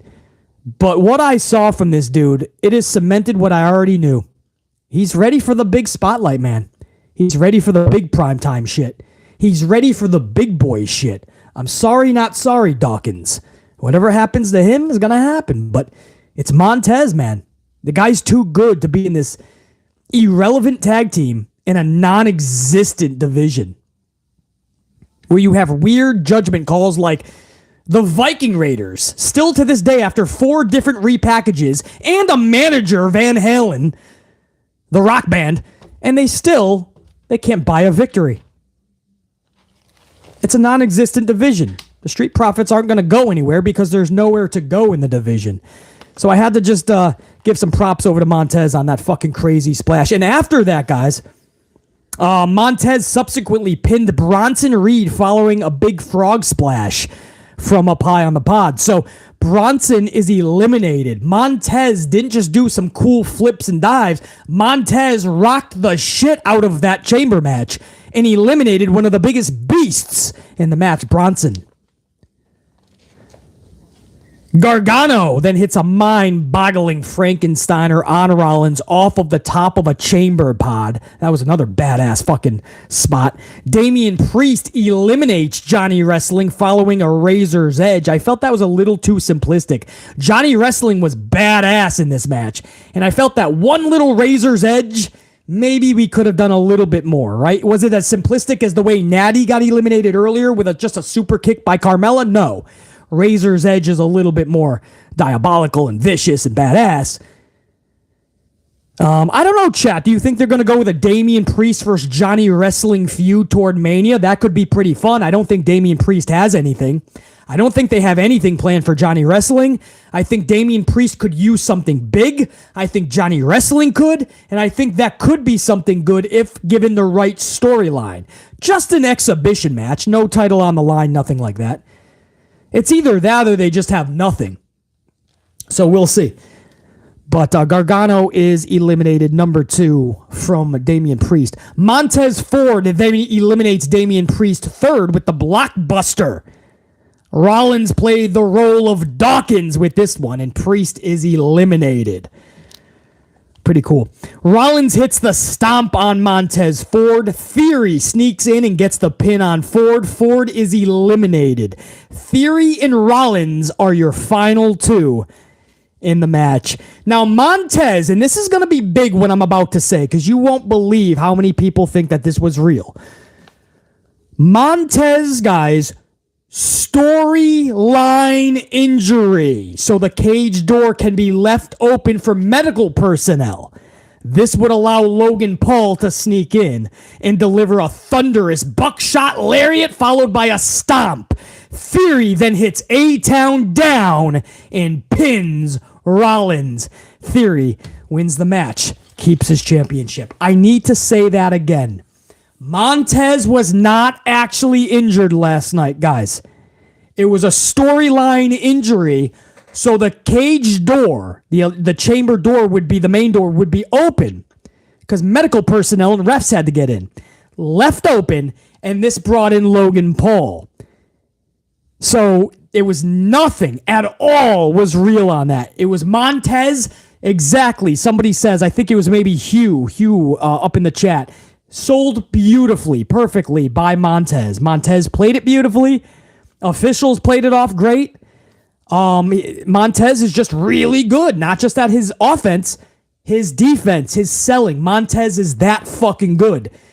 So the wrestling world afterwards thought that Montez actually got fucked up. He did not get fucked up. It was beautifully told. It was the way for Logan Paul to get into the chamber, guys. So I hope you guys understand. He was not injured, and that is confirmed. This isn't just BC's thoughts on it. This is confirmed. That is what happened. And when it was all said and done, Logan Paul returns to WWE. Rollins and him have been talking shit about one another. I told you guys that is a beautiful WrestleMania match. You give them a good storyline, and I am fucking all in. Pun intended. With Logan Paul versus Seth Rollins. You saw what Logan Paul and Roman did. I think that match can only be better. And Austin Theory needed this, man. I don't know if there's going to be a connection. Even this repackaged Theory, there isn't really that connection with the crowd. Not as a heel, not as a face. It's just he needs something. And at least last night was like the biggest chance to really cement him as something. At Mania, I expect him to lose the title. Who do you think is taking the title from him at Mania? Chat, go! Give me a name. Give me a name in the chat. I'm on a delay, by the way. Some of you guys are too. But I want to know what my the hundreds live and the thousands that are going to catch this later over the course of the next 2 days, man. You can put it down in the comments below as well if you want. But who do you guys think is going to take the title off of Theory? Because it's got to come off him at Mania. You got to believe. That's usually what WWE does. John Cena says big name. Gargano Delano. So a lot of Cenas, actually. Wisdom says Edge. Jamal says Edge. Would like Gargano, says Jer9. Montez says Ash Steggles. There you go. We talk about a fucking catapult, Ash. Gargano, Gregory, Indy. A lot of you guys saying Gargano, man. Randy Orton says Ice Jones and Temby. So if Orton, he's supposed to be coming back sooner rather than later. Could you imagine if it's Orton? A lot more edges as well.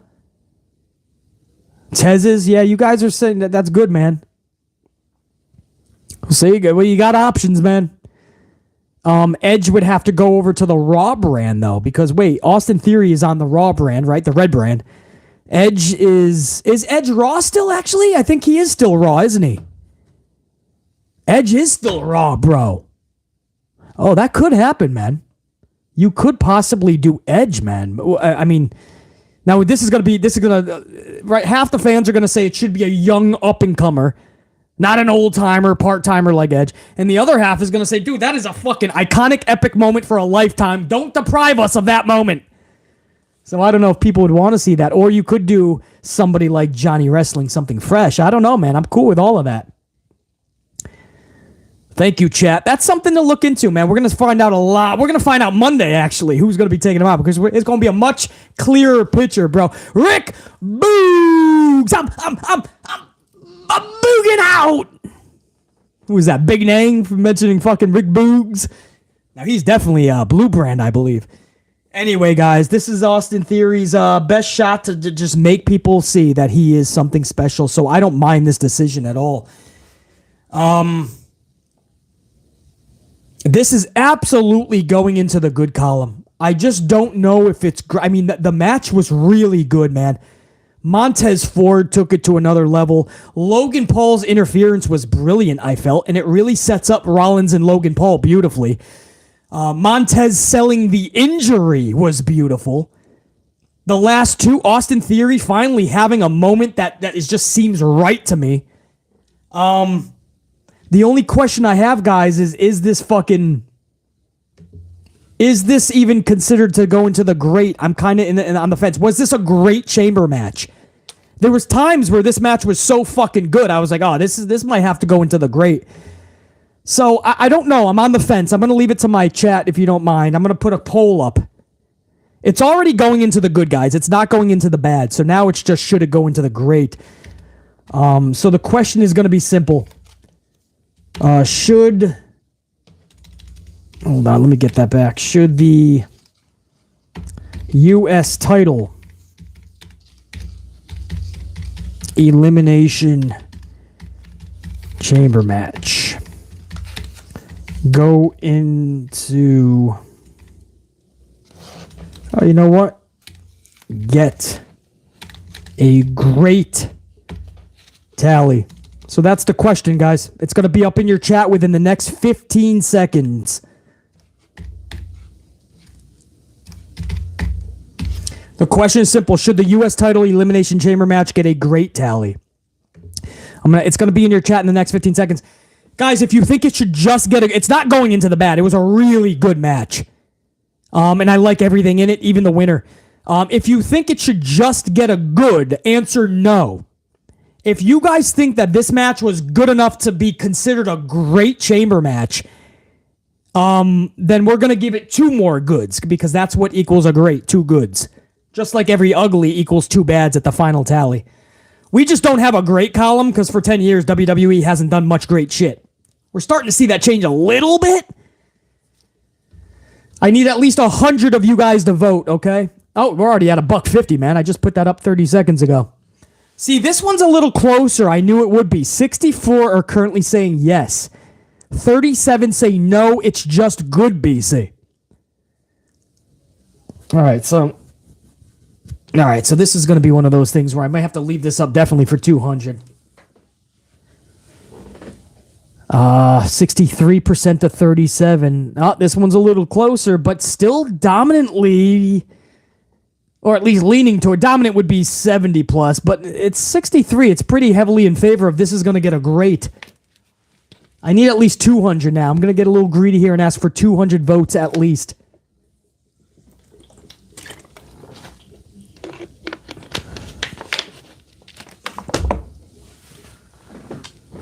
$64.36. 200 votes have been tallied. 64 to 36, man. Guys, I'm going to give this 10 more seconds, but this looks like it's going to get a great, actually. I think the unit is speaking pretty loudly. There is no right or wrong. For those of you that think it should have just gotten a good, I hear you. If you think this should have gotten a great, I hear you too. There were so many moments in this match where I was pretty certain this is going into the great column. That's why I'm kind of on the fence right now. So this is spur of the moment. I'm just going to give it to you guys. You guys are going to decide for me. 210. We're going toward 220 in the votes. 65-35. Guys, it just went up to 65. I'm going to end the poll right there. You guys have spoken. The tally results will be up in your chat within the next 10 seconds, 15 seconds. 200 votes plus have been cast. 64 to 65 say yes. 34 to 35 say no. It was closer than the other polls we had, but this is still going to be overwhelming. That's going to get a great. Match number 4, the U.S. title Elimination Chamber match, gets number 4 and number 5 in the good column. It's a great. It gets 2 more. So...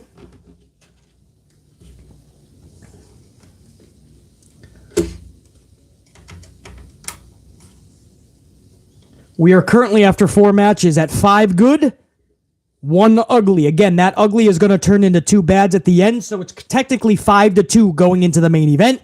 If what happened in that main event can gather an ugly and a bad, or 2 uglies, for instance, then that will wipe out the good advantage that the good column has right now. So, we still could see this board flip-flop. It all comes down to the main event and what happened in it.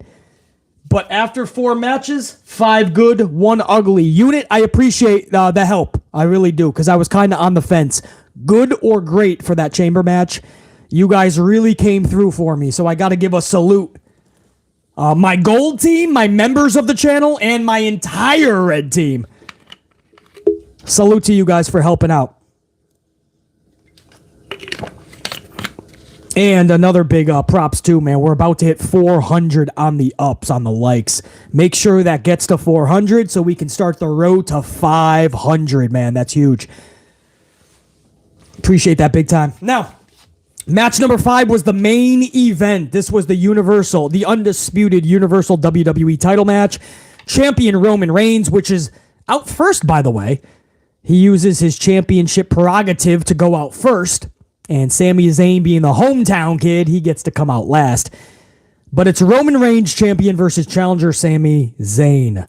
Roman again is out first. The fuck you Roman chants were so loud that they cascaded over the actual Roman theme music.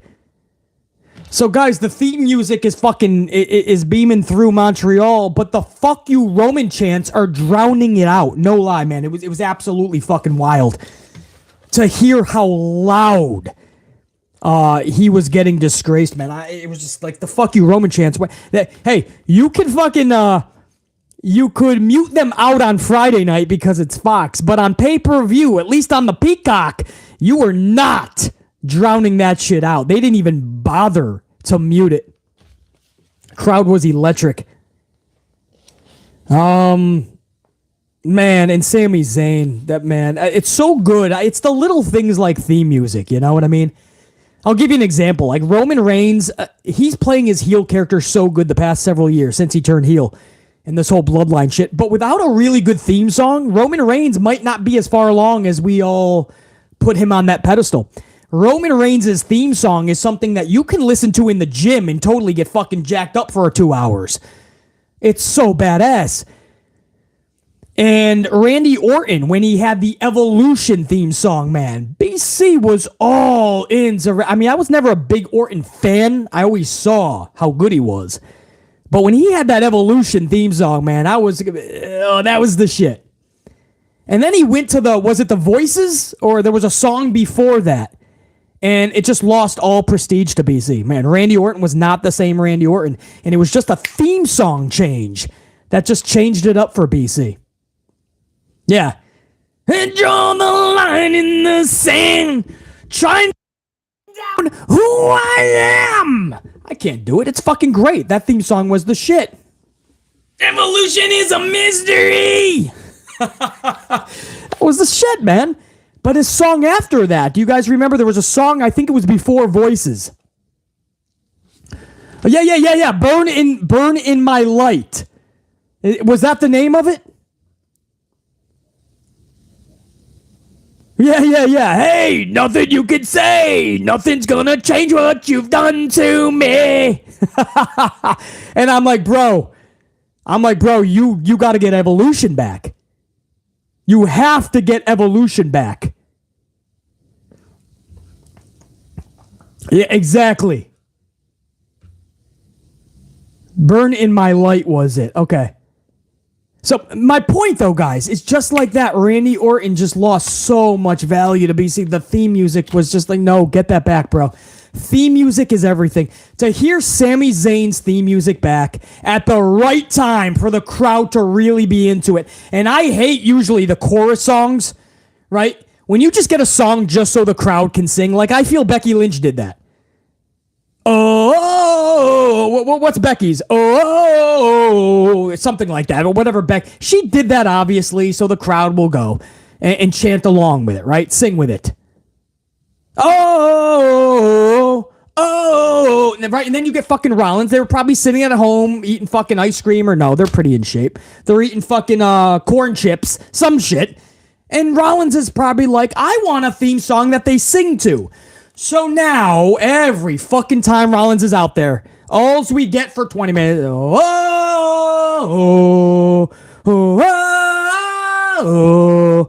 and I'm like, bro, okay, once a show. We don't need you to do that for 20 fucking minutes, man. My point is, I hate these sing-alongs usually.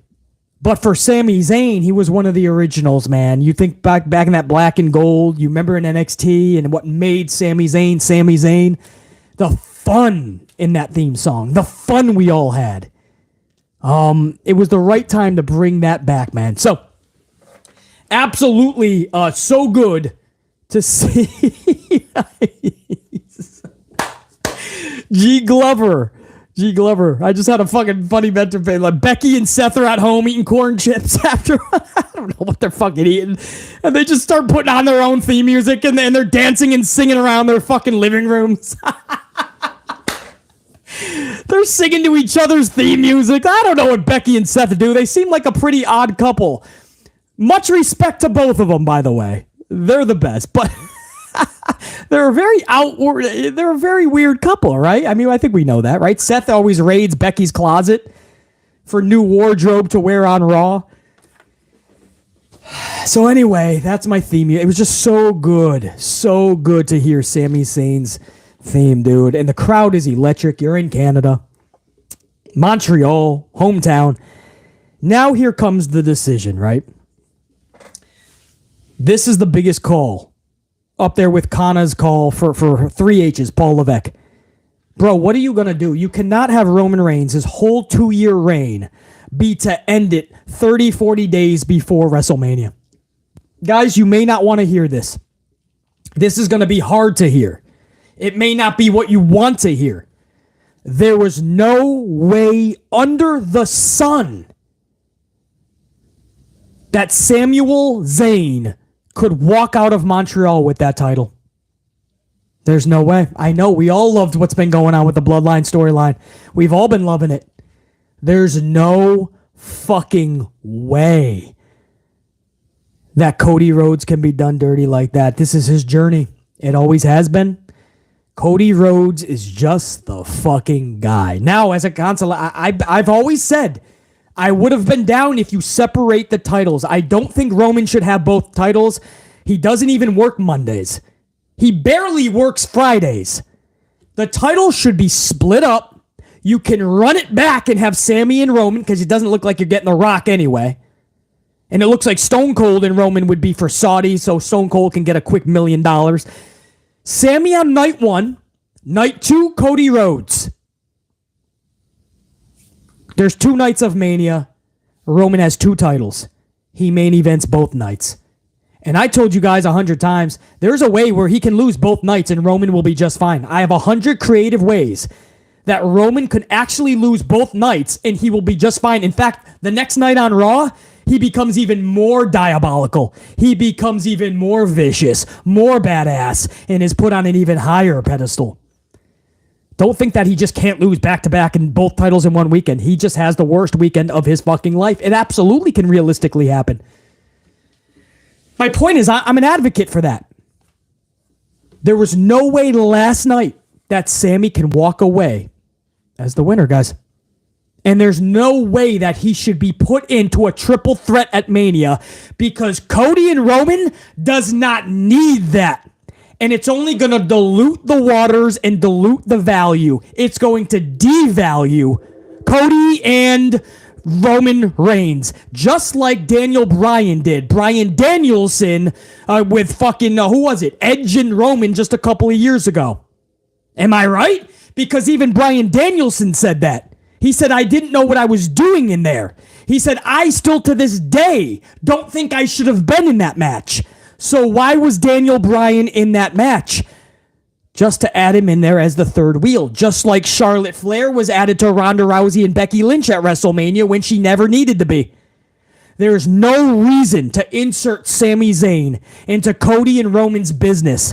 That is a separate storyline that was kicked off beautifully by Paul Heyman and Cody Rhodes just 2 weeks ago. I am fine, totally fine with running it back and still continuing Sami Zayn and Roman somehow. I'm fine with it. Please do not make this a triple threat. Vince does this all the time with his big matches at Mania. Can't you just have an epic fucking one-on-one match? Just give us Cody and Roman, please.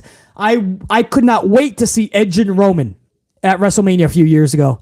And when he added Daniel Bryan, it became a clusterfuck circus. And that's exactly what it ended up. And we ended up getting the real Edge versus Roman one-on-one a few months later. I think JR9, you told me in a fucking recent live stream that was a Money in the Bank, I believe, of that year. And that match was 87 times better than the triple threat. Again, you ain't got to believe me. Daniel Bryan even admits that. Money in the Bank 2021. Thank you, JR9. Guys, there's two things that need to happen / not happen. Number one, Sami could not walk away last night with that title. That didn't happen. Congratulations, H. You made the right call. Number two, do not add him into Cody and Roman's business for Mania. It'll devalue that match. There's no reason underneath the sun to see a triple threat. I am sorry, not sorry, guys. Sami Zayn was not walking away with that title. The match itself, right? I didn't even go over the match yet. But I'm just saying a lot of people are not happy with the outcome. It was great, man, for a lot of this. Kick out. First of all, it was like 6 minutes before they even started to lock up. I'm being a little over-exaggeratory. But there was several minutes when the bell rang. They didn't even fucking lock up. They just stared at each other and let the crowd really get rumbling. Sami Zayn's wife is front row. Roman Reigns was fucking so badass here, man. He was such a fucking heel, man. Roman was blowing kisses to fucking Sami's wife, bro. Roman was talking shit to Sami's wife front row. We had some great kick-out sequences, like Roman kicking out of a top rope sunset bomb. So fucking good. He kicked out at like 2 9/10. Sami was going for a haluva kick, but he got caught with a Superman punch, but he was able to kick out. It was a badass Superman punch. Sami hit his own Superman punch / haluva kick combo, but Roman Reigns was able to kick out. So you had some really good kick out sequences. The ref ended up going down late. And then there was a haluva kick. So Sami was pinning Roman, but there was no ref because the ref was down. Caught some elbows in the corner. He went down like a ton of bricks, like a stack of bricks.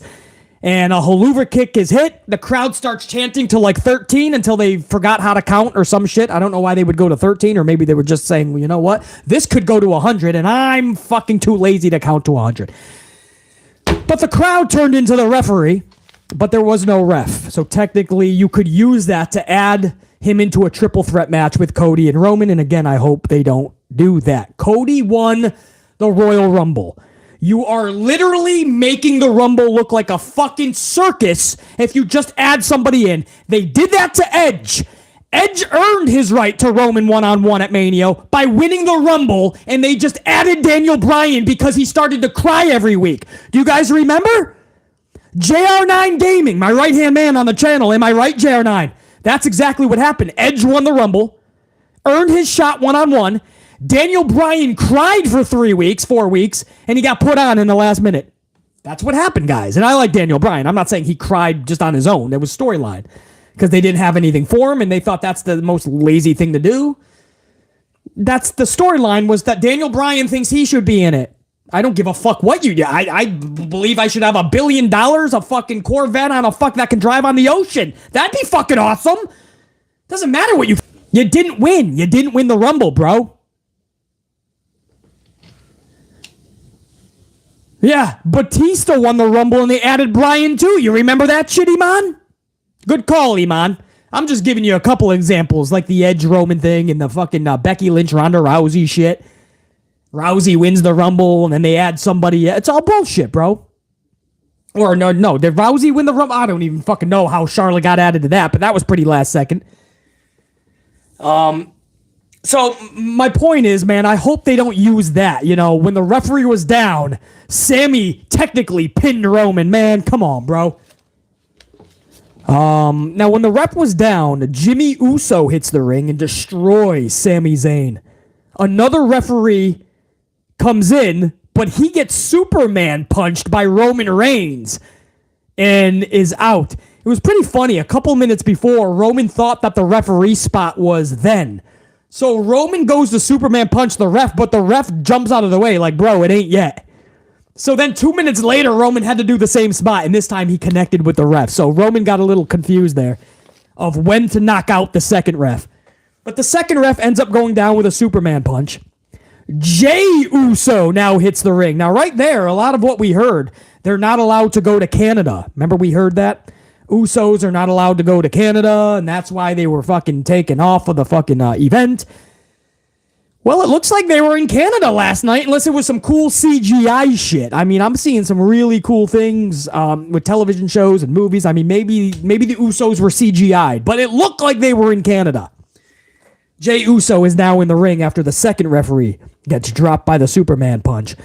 There was a very emotional exchange between all three. Sami Zayn is knocked down and out.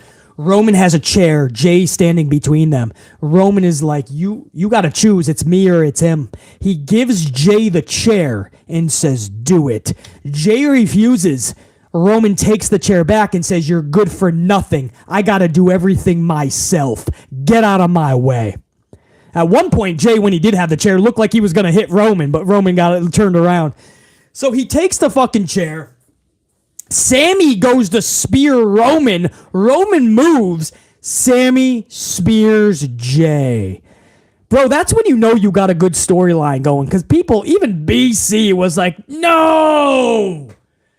That's how much I'm into the storyline, bro. Like, I'm thinking, no, Jey was the one dude that had your back, bro. How the fuck you gonna do that shit? So he spears Jey. It was by accident, or what we call in wrestling, it was an inadvertent fucking takeout.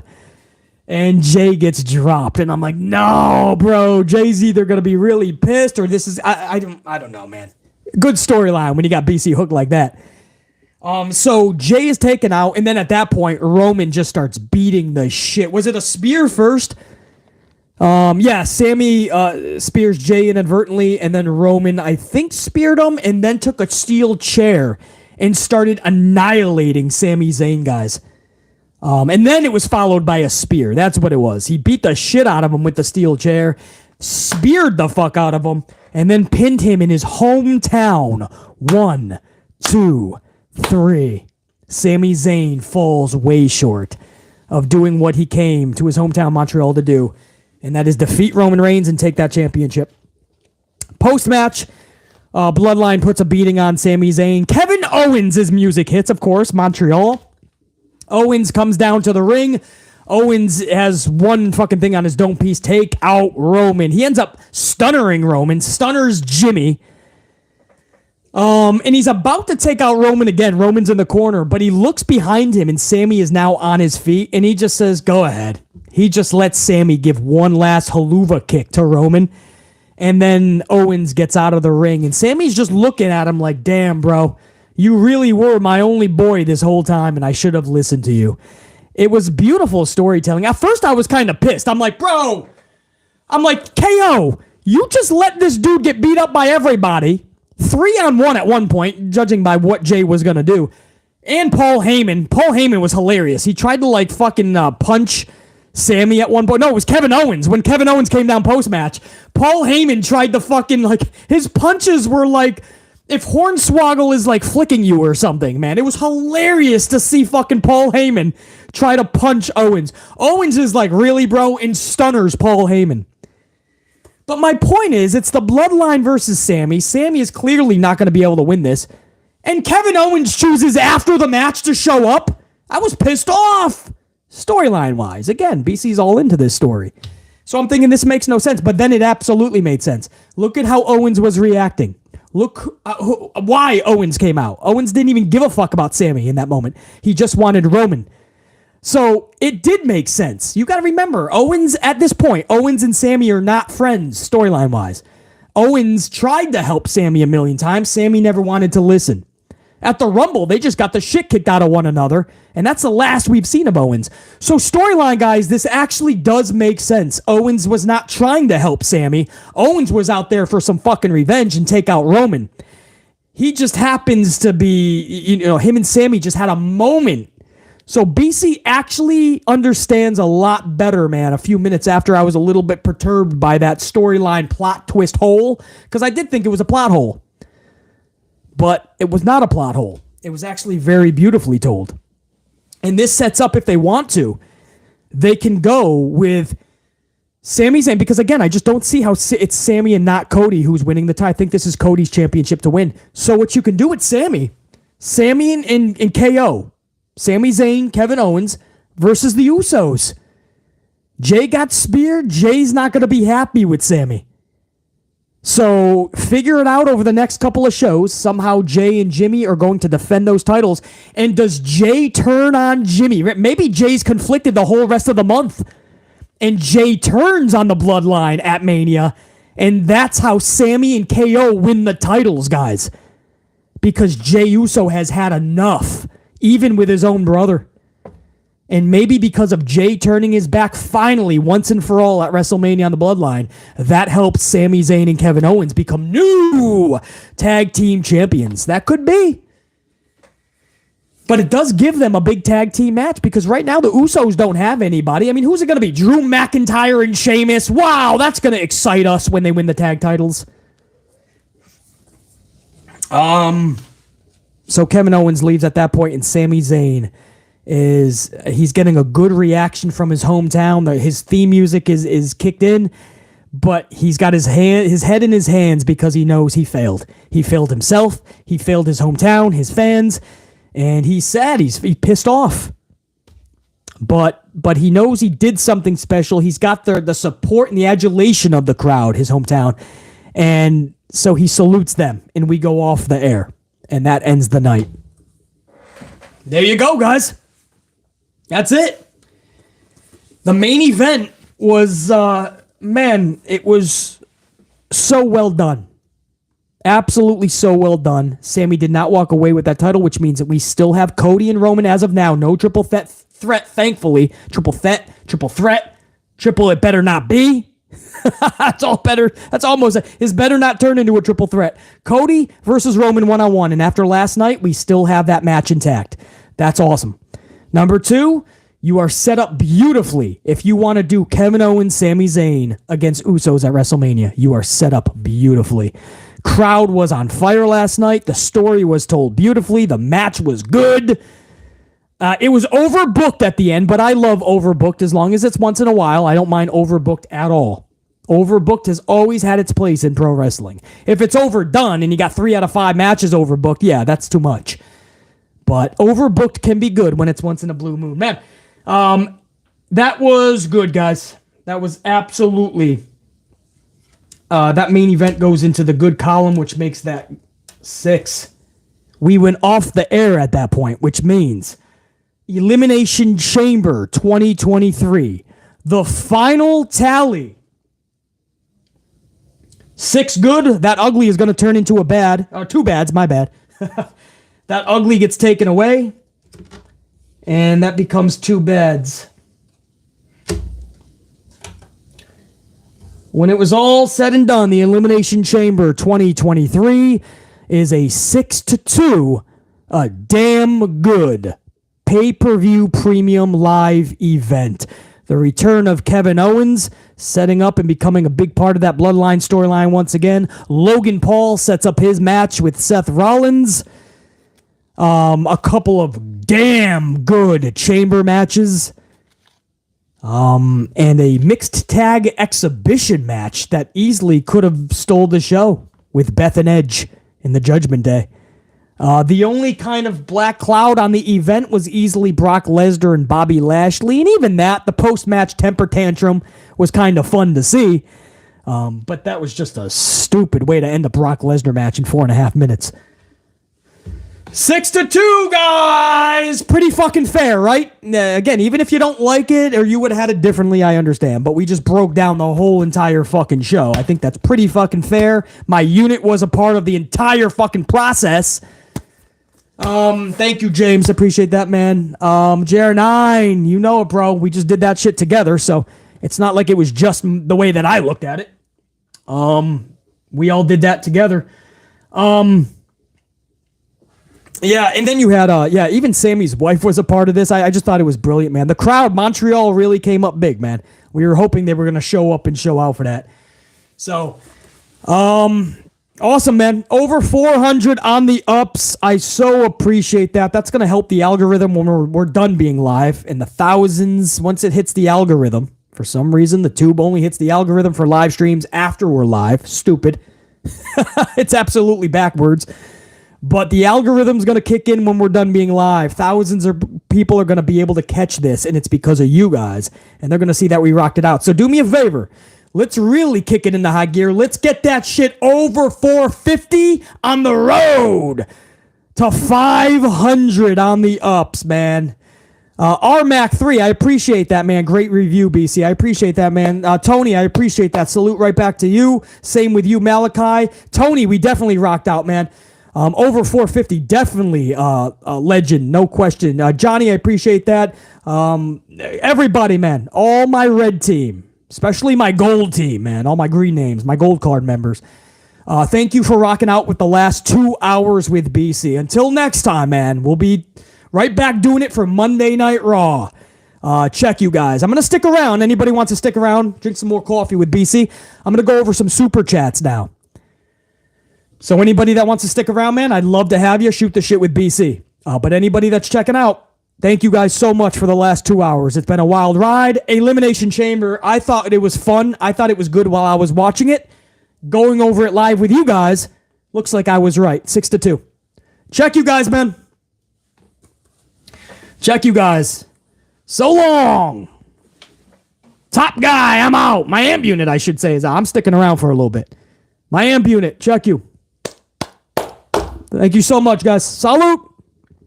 We'll do this again for Monday Night Raw in a couple of days. Come right on back, man. Stay subbed and notified. Come on back. All right, we'll let that crowd filter out, and if anybody wants to stick around, BC's going to stick around and do some super chats, man. See what you guys got to say up in the colored comments. All right, let them filter out. Now, whoever is still up in here, let's talk, man. Let's shoot the shit a little bit. Let me go to where we started. There's a lot of you guys, actually. I might be around another half an hour. If this goes, I don't know where we are battery-wise. I may have to do a little battery switch. I got to, first of all, man, give a huge shout-out to Ash Steggles, $49.99, a 50-spot banger bomb. Ash Steggles, bro, anybody still up in the chat, can you give some banger bombs over to Ash Steggles? A 50 spot to start the stream. This is before BC even went live. Yeah, thank you guys. Ash, you know, come on, bro. You knew you were going to get that shout out, bro. You knew you had a lot of bombs being sent your way, bro. Don't act like you're fucking taken back by this shit. Ash, in all seriousness, I know I say this so much because you leave the banger bomb so much, but like, dude, I appreciate that. That's a lot of coffees being thrown to the channel. That's never needed. You know that, Ash. It's never needed. It's always appreciated, tipping the channel, but I never need that. I'm always going to have enough coffee. So, I mean, to see that type of support, Ash, man, thank you. I really do appreciate that. And I hope you're still up in the, I hope you're still up in here to get all that love, dude. From the unit. No, Ash is still up in here. He says, God mode. Love it. Ash Steggles, I appreciate that, man. And I didn't even read it yet, but Ash, I just want to show the appreciation, man. That is huge. And that's before we even went live. So that's so fucking cool, man. Now let me actually read that if you don't mind. Ash Steggles says, correct me if I'm wrong, but I think Papa H booked last night and Montez stole the spotlight in the men's chamber match. And congrats to Mercedes on her title win last night. Now the tough question for you, BC, is who wins, Asuka or Belair at WrestleMania? So Ash, number one, yeah, I think H had a lot of control over last night's show, and I saw a lot of differences. I'm not here calling him Booker of the Year. I'm not jumping to conclusions or jumping the shark and getting carried away. He needs to show me a lot more. He needs to show us a lot more. But last night was Paul Levesque's calling card. Show us that you have your fucking balls back out of Stephanie's purse. Show us that you're willing to give pro wrestling WWE a pulse back. And I feel, I'm going to give credit where it's due. Paul Levesque has earned that at least last night. That Kana decision with Asuka winning, that was massive. And I know if this was Vince, Asuka was not winning that match, guys. I'm not saying that because it's what I think. I know for a fact Vince McMahon would not allow Asuka to win that match. Guys, I know that she would not be Kana Asuka right now if it was Vince McMahon. Now, that doesn't mean I'm saying that Vince has no control creatively. That would be bullshit. I just think that this was finally Triple H saying, you know what? Please, like, give me this. Like, this has to be Kana Asuka winning this. So Ash Steggles, yeah, I mean, a lot of this was Papa H, man. Montez stole a lot of that match, no question. As far as in Mercedes, no doubt, man. What a fucking night for Sasha Banks, Mercedes Moné. Becoming a fucking CEO, a one-time boss, banked on herself, and became the CEO. I can't speak more highly, but I tried to in the cold open. I know you saw that, Ash Steggles. If you're just tuning in or you caught in late, part of the cold open, a lot of that cold open in this live stream was giving that props, that salute to Sasha Banks, Mercedes Moné. A huge victory last night and a championship win for Sasha Banks, Mercedes Moné over Kairi, for the IWGP Women's Championship. Huge. And Ash Steggles, lastly, the big question for me, who wins, Asuka or Belair? You know how much I love Bianca Belair. You know this has to be Kana Asuka's time. At the end of that match at WrestleMania, as much as I love Bianca Belair, and we are just scratching the surface of what Belair can do in that company and in this industry, Kana Asuka has to hoist that championship up high when it's all said and done. Ash Steggles, you fucking rock, man. Let me give you a proper salute. Salute. Coming up big, dude. And Kobe was one of the first ones before I even went live, too. Kobe with a $4.99 coffee says, Roman giving demise to Sami's wife. Laugh my ass off. Get up and get amplified. That's right, Kobe. Man, I had the legit LOL. I was shocked, man. Roman was talking shit to Sami's wife, blowing kisses to Sami's wife. Bro, Kobe, that was some heel shit, straight up. WWE, AEW, Marvel fan, a couple of coffees thrown to the channel, 5 spot and another 5 spot. He says Brock Lesnar versus Bobby Lashley should get an ugly 100%. Just your typical Brock Lesnar match. Finishers, ref is down, and a screwy finish. Right there, WWE, AEW, Marvel fan. That was the ugly that turned into 2 bads, bro. So you nailed it before we even probably covered the match. WWE, AEW, Marvel fan also says, and also they shouldn't do another match at WrestleMania. It should have been Bray Wyatt versus Brock Lesnar.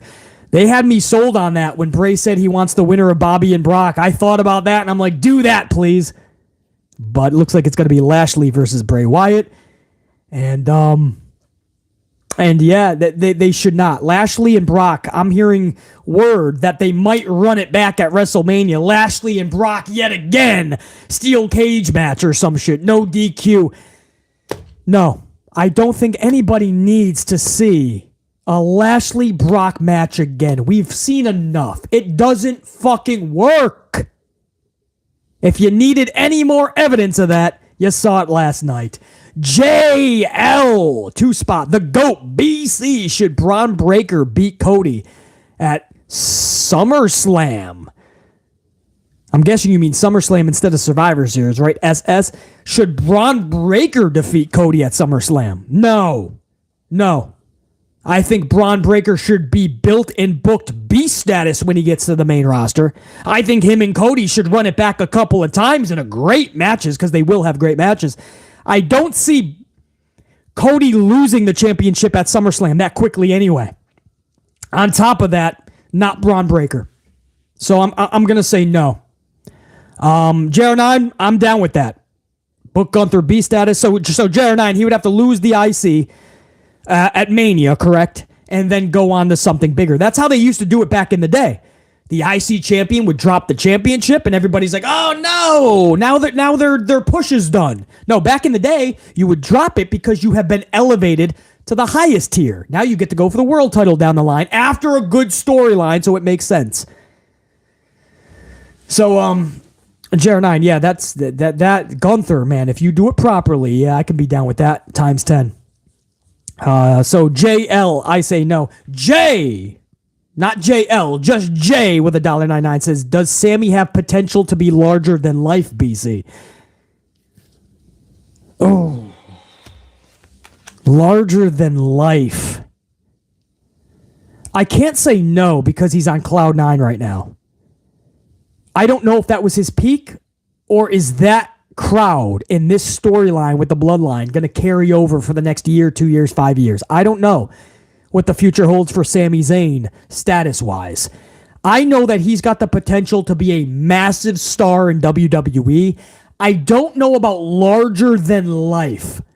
Those are the people that you see in a mall or you walk by somewhere at an autograph signing and you literally, kid or an adult, you're just in awe. Right? You're in awe. It could be a Hogan, a Warrior. It could be a fucking Undertaker. It could be Razor Ramon and Diesel. They were actually larger than life in that back in the day, man. Hall and Nash, which when you saw them in person, you were jaw dropped. Stone Cold Steve Austin, Dwayne The Rock Johnson. These are larger than life. There's a little bit of a distinguishment between larger than life and megastar. I think sometimes people think megastars are just larger than life. That's not actually the case. I don't know if Sami can be larger than life, but he absolutely can continue to be a megastar if booked properly.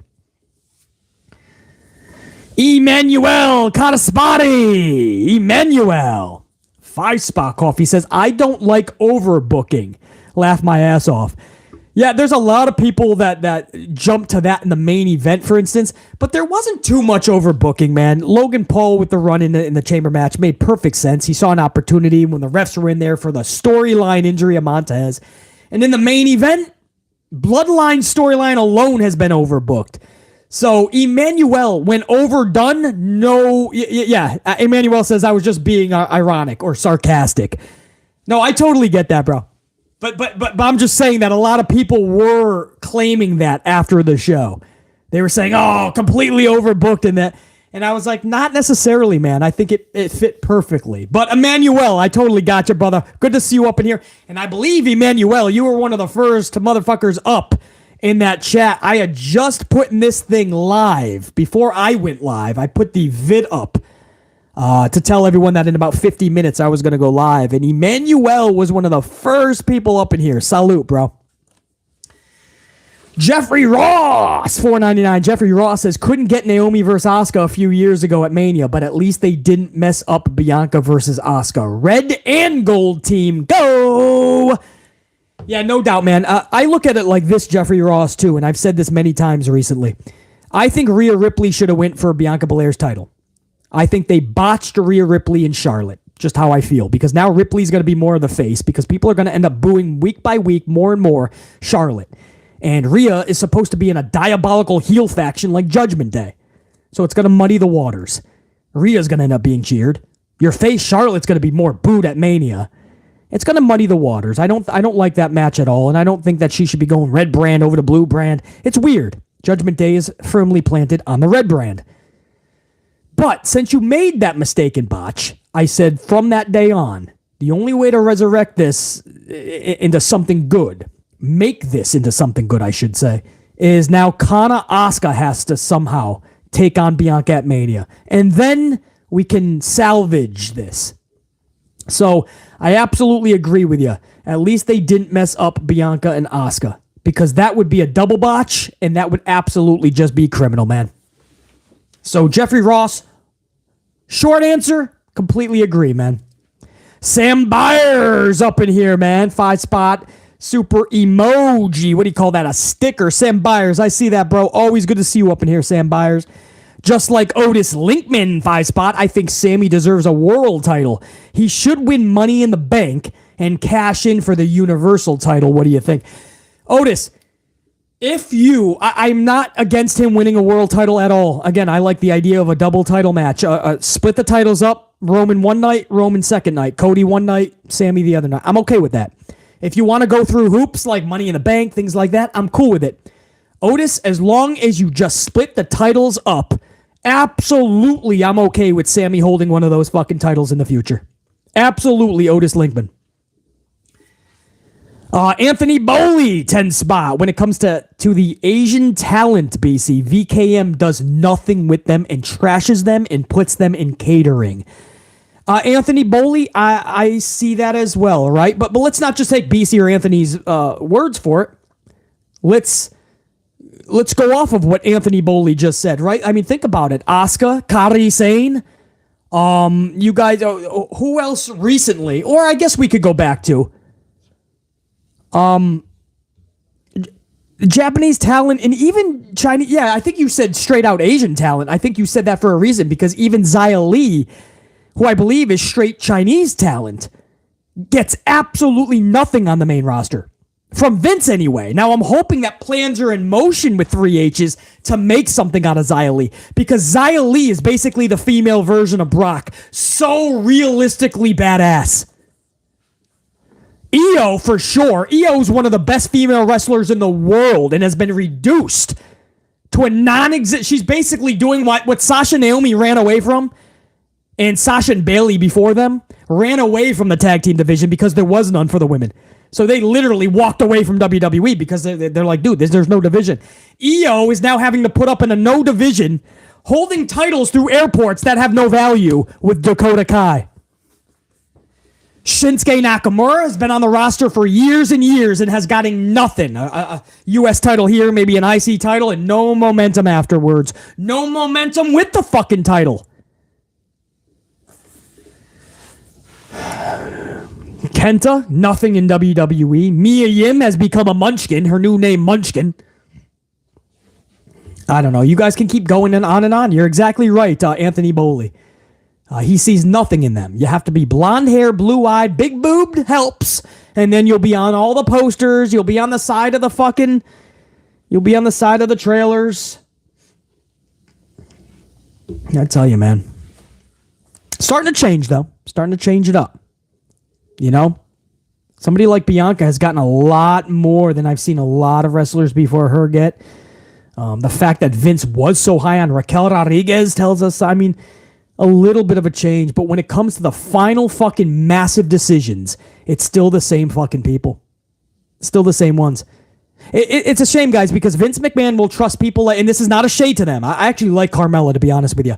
He will pick people like Lacey Evans. He will trust people like Lacey Evans and Carmella over people like Io Sky, and Xia Li. And that is not correct. That is not right. You should not be doing shit like that, man. Gail Kim was another one, guys. Gail Kim had to leave. Couldn't get out of that fucking battle roll and out of that company quick enough. Good call on Gail Kim, by the way. So anyway, who was that? Yeah, Anthony Boley. Good conversation starter on that one, bro. Big Nang, 2-spot. BC, what if Bianca retains? Do you mind that? Ooh, Big Nang. Big Nang, bro. Absolutely, I mind that. Listen, I'm gonna say that I gotta get a swig because that's a loaded question. So let me see. Let me just get a swig and I'll explain this, Big Nang. I love Bianca Belair. Okay, I do. I think what she is doing. I think she's beautiful. First of all, a body that is just astounding. It'll make fucking people walk into a telephone pole in New York City. Beautiful. Athletic, talented, goal-driven. I cannot give her more credit. And I feel she's had a decent to even good at times title reign. I think booking has failed her, but they do 99.99% of that roster like a Clorox wipe. As much as I love Bianca Belair, Asuka with this Kana personality, it's just her time. All of her booking, this win at Elimination Chamber, this cannot be to lose on the grandest stage of them all yet again. Guys, even if you don't agree with BC, that's fine. You have your own thought process, your own prerogative, your own thought, just who you want, right? Guys, I'm thinking in terms of just right and wrong. I mean, you cannot do her dirty yet again when she's finally getting the push that she should have had years and years ago under Vince McMahon. You can't do that shit, man. What is Asuka's record at Mania again? You guys told me. Is it 0-4 or is that Sasha? Guys, can you give me Sasha and Asuka's WrestleMania records, please? But Big Nang, I just, it can't happen, bro. It can't. This all cannot be just for her to lose. Wait, 0-4 for both of them? Sasha Banks, Mercedes Moné, and Kana Asuka. Sasha is 1-7, Jared9 says. Wow, one of the best wrestlers in the world has only won one WrestleMania match. And was that the tag team title match, JR9? Was that not even a one-on-one match or what? And Asuka is 0-4. So Big Nang, there's a cherry on top of why Kana Asuka has to win this motherfucker. Yeah, the tag titles is her only win. Sasha has never won a WrestleMania match one-on-one, guys. How does that not make you want to put your dome piece to a fucking brick wall? How is that acceptable to anybody? And Asuka is 0-4 with the best momentum she's ever had on the main roster right now. And she just shows up to just lose to Bianca, who's already having just a decent title run anyway. You might want to do more with her storyline-wise. That's going to have nothing to do with the title. It's batshit ballistic, guys. So Big Nang, I would mind that as much as I love Bianca Belair. This is kind of Asuka's night. Come WrestleMania, one of the biggest stories going in and coming out will be if Asuka hoists that championship up high. Ricky E, 245, 10 spot. Couple of coffees to the channel. BC, what's up, bro? What up, Ricky E, 245? BC, what's up, bro? Mercedes versus Kairi is the match of the year for the women so far. 25 minutes of great action. I have no disagreement with that. Some people are saying it was a bad match. I don't know what they were watching. Some people are calling it the greatest match in women history. That's going too far. That was easily, you could put that match of the year candidate so far. It's a young year so far, a couple of months, but we've seen some really good women's matches. Ricky E 245, there's no disagreement, and that's going to hold up. That's going to hold up the rest of the year. You know, I'm not saying it's going to end up match of the year for the females, but it's going to hold up as one of the finalists. 25 plus minutes. Started off slow, and then they just started fucking rocking. And of course, the finish in the moment, the captivating moment. It's what pro wrestling is based upon, bro. So Ricky E 245, agree, dude. Colin 199. By the way, Tony has announcement on Wednesday. Oh no, is Tony Khan doing the announcement shtick? Guys, the ratings went to almost 800,000 this week. They were at 824,000. His niche audience is running away. So now Tony Khan is going back to the announcement. That always brings in the rating, right? That's going to bring in another 100,000 viewers at least because we have to see what Tony's announcement is. Oh, damn. It's Tony's big announcement. And if that doesn't work, he's going to bring back 7 different WWE past wrestlers. Debuts and announcements, guys. It's time. Tony Khan needs to pop a rating. He's going to go to the announcement because he's got no storylines. His fucking show sucks monster balls lately. But according to Tony, he's putting on the best shows imaginable because I got good wrestling matches. They're doing good sequences. Dave is giving them 5 stars. I just got a message from Dave. He said one of my matches almost got 12.5 stars. Oh, man. Thanks for telling me, Colin. I'll be not tuning in to see his stupid announcement. Kevin MD, 5-spot coffee. Kevin MD says, you've seen what Conan said about Konosuke Takeshita doing Eddie Guerrero's frog splash. Yeah. Oh, yeah, we already talked about the Takeshita thing. BC just thought it was weird that, of all people, Takeshita is doing the Eddie Guerrero frog splash. It just seems weird to me. And I know, you say, well, BC, man, everyone should be able to just honor Eddie. Everybody that does a frog splash shouldn't just be doing the Eddie Guerrero, bro. That's at what point are we crossing the line and you're just doing it for a cheap pop? You know what I mean? He took it another level, though. Didn't Conan take it to like a race thing or something? I didn't read the actual thing. And I told you guys that. I didn't read what Conan said, but I know that people are pissed off. I gave you my feeling. When I saw him do the Eddie Guerrero, I thought it was just misplaced. I thought it was weird to me that Takeshita is doing an Eddie Guerrero frog splash. It felt weird. It's like everybody doesn't have to do that when you hit a frog splash, bro. I feel like everyone's trying to get a cheap pop now instead of honoring the dude. It's weird. I don't know. I just felt weird about it, Kevin MD. I can't speak for Conan, though. He went a little... He went in another different way with it, and I think that's why people got pissed off with that. But yeah, we did talk about that, Kevin MD. Angel, Allegia, 20 spot, man. Lots of coffees to the channel. Angel, I totally appreciate that, man. Never needed, always appreciated. Just good seeing you up in the chat. Loved the Elimination Chamber, BC, and Kana Asuka winning. As always, love your streams, BC. Angel, dude, come on, bro. Appreciate that. Angel, if you're still up in here, man, salute to you. Appreciate the coffees, man.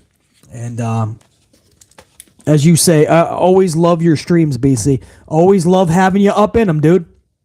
So thank you, Angel. Strict Tango with a 2 spot says, hopefully Mercedes gets a meaningful title reign.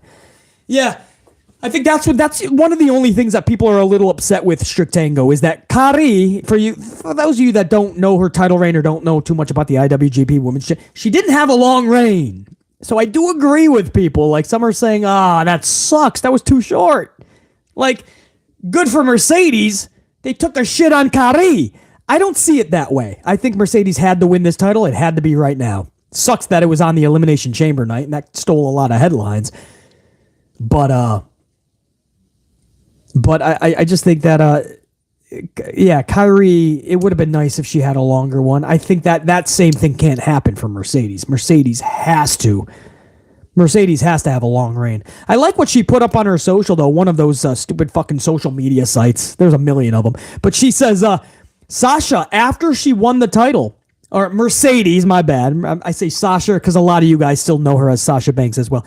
Mercedes Moné, after she won the title, she posted on one of her social media sites a picture of her and Sami Zayn with the caption saying, wrestling is just magical.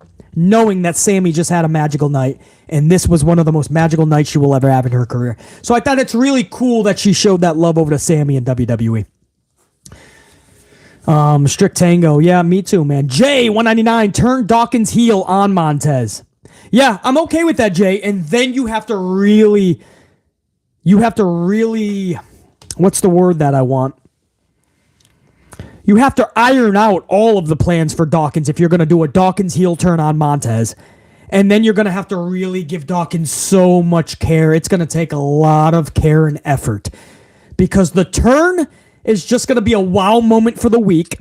Maybe a couple weeks we'll be talking about it. And then it's still going to be Montez who gets all the headlines going forward. So you're going to have to, if you still want to make Dawkins something really big off of the turn, you're going to have to put so much emphasis on where Dawkins is headed.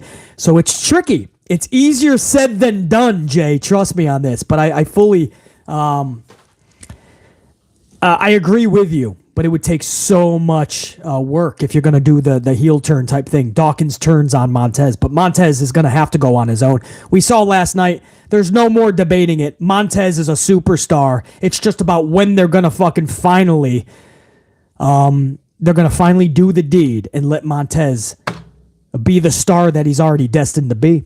Venus Soldier 92, a 10 spot. Haven't seen Venus Soldier 92 up in here in a minute. What up, Venus Soldier 92? What's up, B to the motherfucking C? I'm so happy my girl Asuka won. You, Venus Soldier 92 and BC alike. I cannot tell you the relief when I was watching live.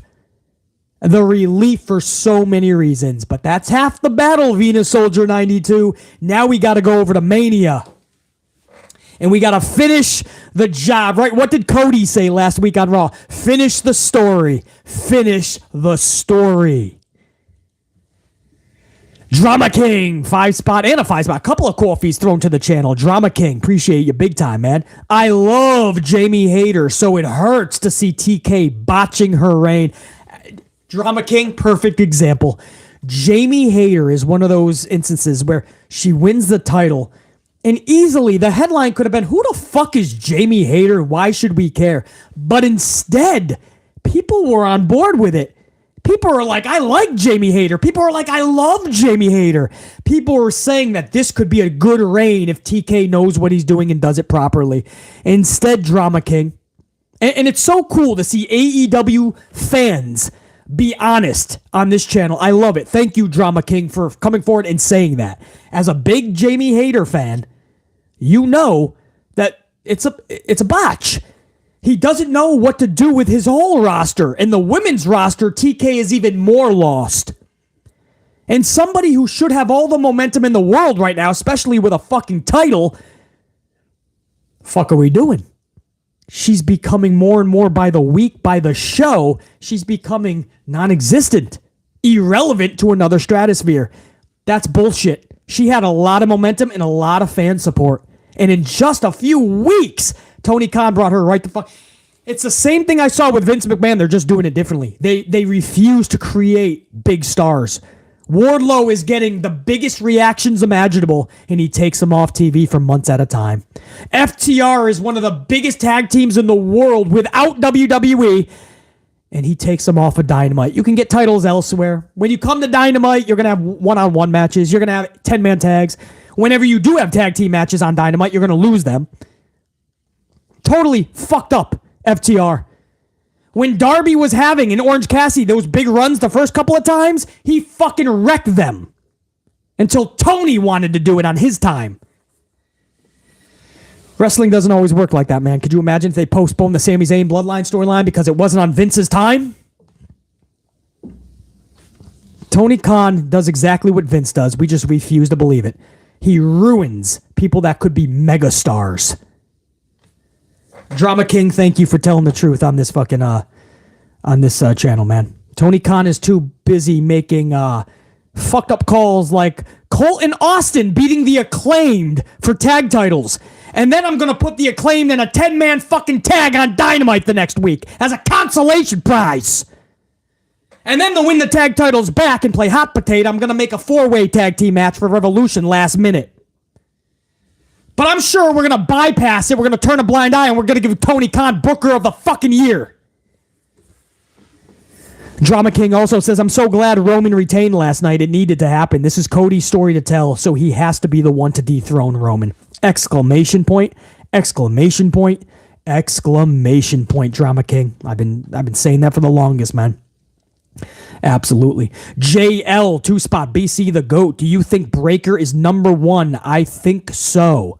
Do you mean number one in wrestling or number one contender? No, Braun Breaker is badass. I mean, what he's doing in NXT, from what I've seen, is immaculate, and he's going to be a superstar on the main roster. But he's far from a number one. So, yeah. But JL, it sounds like you're a big Breaker fan. So when he comes, JL, gold member status, man, I'm going to be pumped for you. I'm going to be excited for you. I'm going to be happy for you when Braun is reaching all of those goals. And if they do it correctly, JL, in just a matter of time, BC will be saying he's number one, next in line. So, you never know, bro. Derek Fleming Jr., 199, says, don't know where we'd be without your realness, BC. I appreciate that, Derek Fleming Jr. You mind if I read that again? That's pretty, that's very nice to hear. I appreciate that after screaming for 2 hours and 40 minutes. Derek Fleming Jr. says, don't know where we'd be without your realness, BC. Derek Fleming Jr., I just appreciate you guys stopping by and listening to it. You know, it takes a lot to listen to someone fucking yell, rant, and rave, bitch, moan, complain half the time because I want to see better. And you guys show up, man, and for 3 hours, you'll chill with BC. I mean, you guys are the fucking best, bro. So Derek Fleming Jr., I appreciate that, man. And Jimmy Fingers 19's up in this bitch, by the way. 1019, can Bray and Bo howdy force Bobby Lashley to accept the help of the Hurt Business? Maybe Rowan can counteract Omos. I will buy that for 3 weeks. That's a lot of moving parts, Jimmy Fingers 19. It's possible. I don't know if 3H's and or Vince would ever give it the proper time that it would need. I don't know if they would bring back Rowan either, though. Do you guys think that Bobby and Brock would tag team up to take on Uncle Howdy and Bray at Mania? And would we even want to see a tag team match like that? I mean, it's kind of intriguing. I don't know if that's how you waste. Is that wasting Bray Wyatt at Mania? Is it wasting Brock? I don't know how or what they do with this. But Jimmy Fingers 19, to do that, which I'm for. Wow, would that take so much attention from Vince and 3H's, man. So Jimmy Fingers 19, that might be a little fantasy land play, bro. Because I just can't give H that type of fucking benefit of the doubt yet. And I sure as hell can't give Vince that type of benefit of the doubt. Jimmy Fingers 19. Good to see you up in here, man. And that was the first round of... Oh, wow. That was the first round of supers. There's actually a lot more. I may need to switch to a fucking different battery in a second, guys. I'll try to run through these, but there was more. Legend of Fold 101 with a 10 spot and a 10 spot, a double 10 spot, 20 spot. Legend of Fold 101, gold team. My wife Asuka / Kana did it. Let's go. Man, she rocked out last night, bro. And Legend of Fold 101 says, great stream, BC. As always, Mercedes looked good out there repping. Yeah, she repped Hana last night, dude. That was a huge show of respect for Kimura, and she did it so beautifully too, man. That really swept social media. Paying homage to Hana. That was one of those moments where you knew she was going to do something. She kind of alluded to it, but in the moment it becomes more special. Best way I can put it. Is it me or is Carmella getting sexier? My goodness. Wow.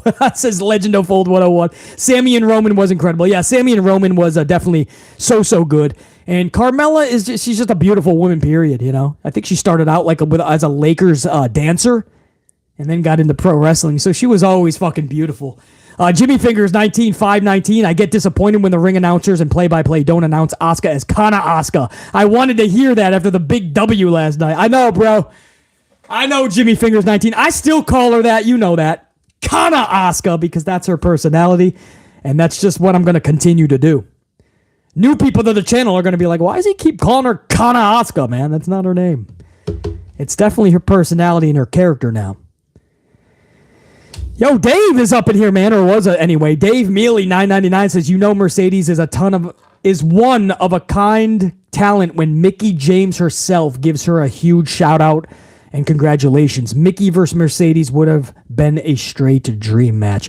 For the ladies, Dave, that's always been one of my dream matches. Mickie James, Sasha Banks, just like Trish Stratus, Sasha Banks, Mercedes Moné. And unfortunately, I just can't get neither. But and some other old-time women dream matches involve Lita and even Beth Phoenix. I want to see Beth and Rhea one-on-one, for instance. But yeah, Dave, yeah, that's just another way to look at it, man. A huge shout out by James. A lot of people gave Mercedes shout outs. Dave, do you know that Triple H and Vince supposedly reached out to Sasha before Mercedes Moné before her championship match earlier in the day and congratulated her and sent some love over to her. So I think, I don't know, man. I wouldn't be shocked if she finds her way back in WWE and not AEW in the future. Just saying. Dave Mealy, so good to see you up in here. Ash Steggles, who already left a fucking banger bomb with a $4.99, another coffee. Ash says, Gunther as WWE champion. Do I hear 1,000 days as champion? Do I hear 3,000 days? Just look at his NXT UK championship reign. The man can have a run. Hey, Ash, no question. Ash Steggles, I'm going to say this. If Vince is out of the equation, you're damn right you could get a streak like that. But judging by what happened with fucking Asuka, not so sure. Clutch City Fan 5 spots says just stopped by while at work. Damn, that crowd was electric last night. I'm about to watch this from the beginning. Clutch City Fan, that crowd was jacked. Hopefully you smashed out the work day and you're already catching this from the beginning. You're about to find out this went 3 fucking hours nearly, bro. Clutch City Fan, good to have you up in here, dude, and you are accurate. Prime Killer 2 spot, next big heel, the man-child, Tony Khan. JL 2 spot, Punk to NXT. Love to see get broken in half by Braun. His body's not holding up, so that's probably what would happen, JL. If Punk goes to NXT and takes on Breaker, I don't think he leaves the ring. Jimmy Fingers 19-19 says, back in the day, VKM booked Asian talent super strong, like Toru Tanaka, Mr. Fuji, and Killer Khan, but all that changed when Tiger Chung Lee came along, and from there, it was downhill for the Orientals. Well, there was also a lot of booking botches, too. I felt Oriental Express could have been and should have been something massive, for instance, and they were just fucking jobbers in the tag division and out after 9 months. But you're absolutely right, Jimmy Fingers 19. Over time, Vince just had this one ideal route that he thought should be on the posters, the side of the trucks, and it was just wrong. absolutely wrong. The talent was elsewhere. And I think there was a lot of botches. Too many to go through right now because of Vince's poor utilization of especially these Asian talent. JL 2 spot. Oh, no, I already got that. Punk to NXT. Isaacar $4.99. I hope the announcement TK has is that he hired a new booker. Bro, then it would bring all of us back to watching again, maybe. Isaacar. Savage 1024. The Punisher 5 spot. Hey BC, this is about nostalgia for you. Do you remember when the Shield broke up on June 2nd, 2014? This shows how good WWE could be when it wants to be. Yeah, no doubt, brother. No doubt. Big time, man. It's when they want to be, like you said, Savage. Legend of Fold 101, 5 spot. BC, stay blessed and stay safe. You know it, Legend of Fold 101. You too, brother. Jimmy Fingers 19, 519. How does the AMP unit feel about MJF's reign? As much as I love Max, that's been a fail. It's been a fail too. Look at the ratings and TNT and tag titles. 3 uglies. It's not what I thought it was going to be, and it's because Tony Khan is failing him. If put in better predicaments, MJF will knock it out of the park. But I don't know how the unit feels about it. They'll tell you in the chat. But I can absolutely tell you that it's not working. I don't know about a fail, but it's definitely not working. Jimmy Fingers 19. Savage 1024, the Punisher 5 spot. BC have a name for Kenny Omega similar to Triple Aim, and it's that the gymnast Omega, LOL. The new rumor is that WWE is interested in Omega yet again. No, H is not just going to let that out of the bag. Stop that shit. But yeah, Savage, the ratings for the Elite are not good, man. Those quarterlies are not good. Adam Caraxon, $9.99. BC was Triple H and William Regal, not Vince. I don't know what we're talking about, Adam, but I'm pretty sure Vince McMahon is running the show with H over William Regal. Jer9 Gaming, 5 spot. I hate that Theory has the Forever Champ nickname as it's been stolen from Alba during her 649-day UK reign. Also, Theory vs. Edge US title is on Raw. Bro, that's going to be a fucking match, so it looks like it ain't going to be for Mania unless they're going to run it back. And your girl Alba got fucking robbed again, Jer9. I know, bro. And for Austin Theory of all people. They're trying everything. They're throwing everything at the wall, and they're hoping that it sticks, bro. Guys, I'm out of battery. There's nothing left I can do. I got 1%. I appreciate every single one of you for the last 3 hours. I'm out of battery. I'm about to cut off. Thank you so much. We're almost at 500 on the ups. Thank you to all my gold members. I can't do a roll call because I'm about to cut off live. Thank you to everybody that spent even a moment. Spent one moment just smashing that up and listening to BC's review. You guys are the best. For everybody that threw me a coffee, mega salute before I get cut off. Salute, guys. Massive salute to every single one of you. I see you guys in the chat, man. They're about to cut me off. I'm out. Thank you for an amazing fucking stream. Jer9, thanks for holding it down right at man hand status, bro. Salute to you and everybody. All right, guys, I'm out. BC saying check you. I'm going to cut myself out before they can. How's that?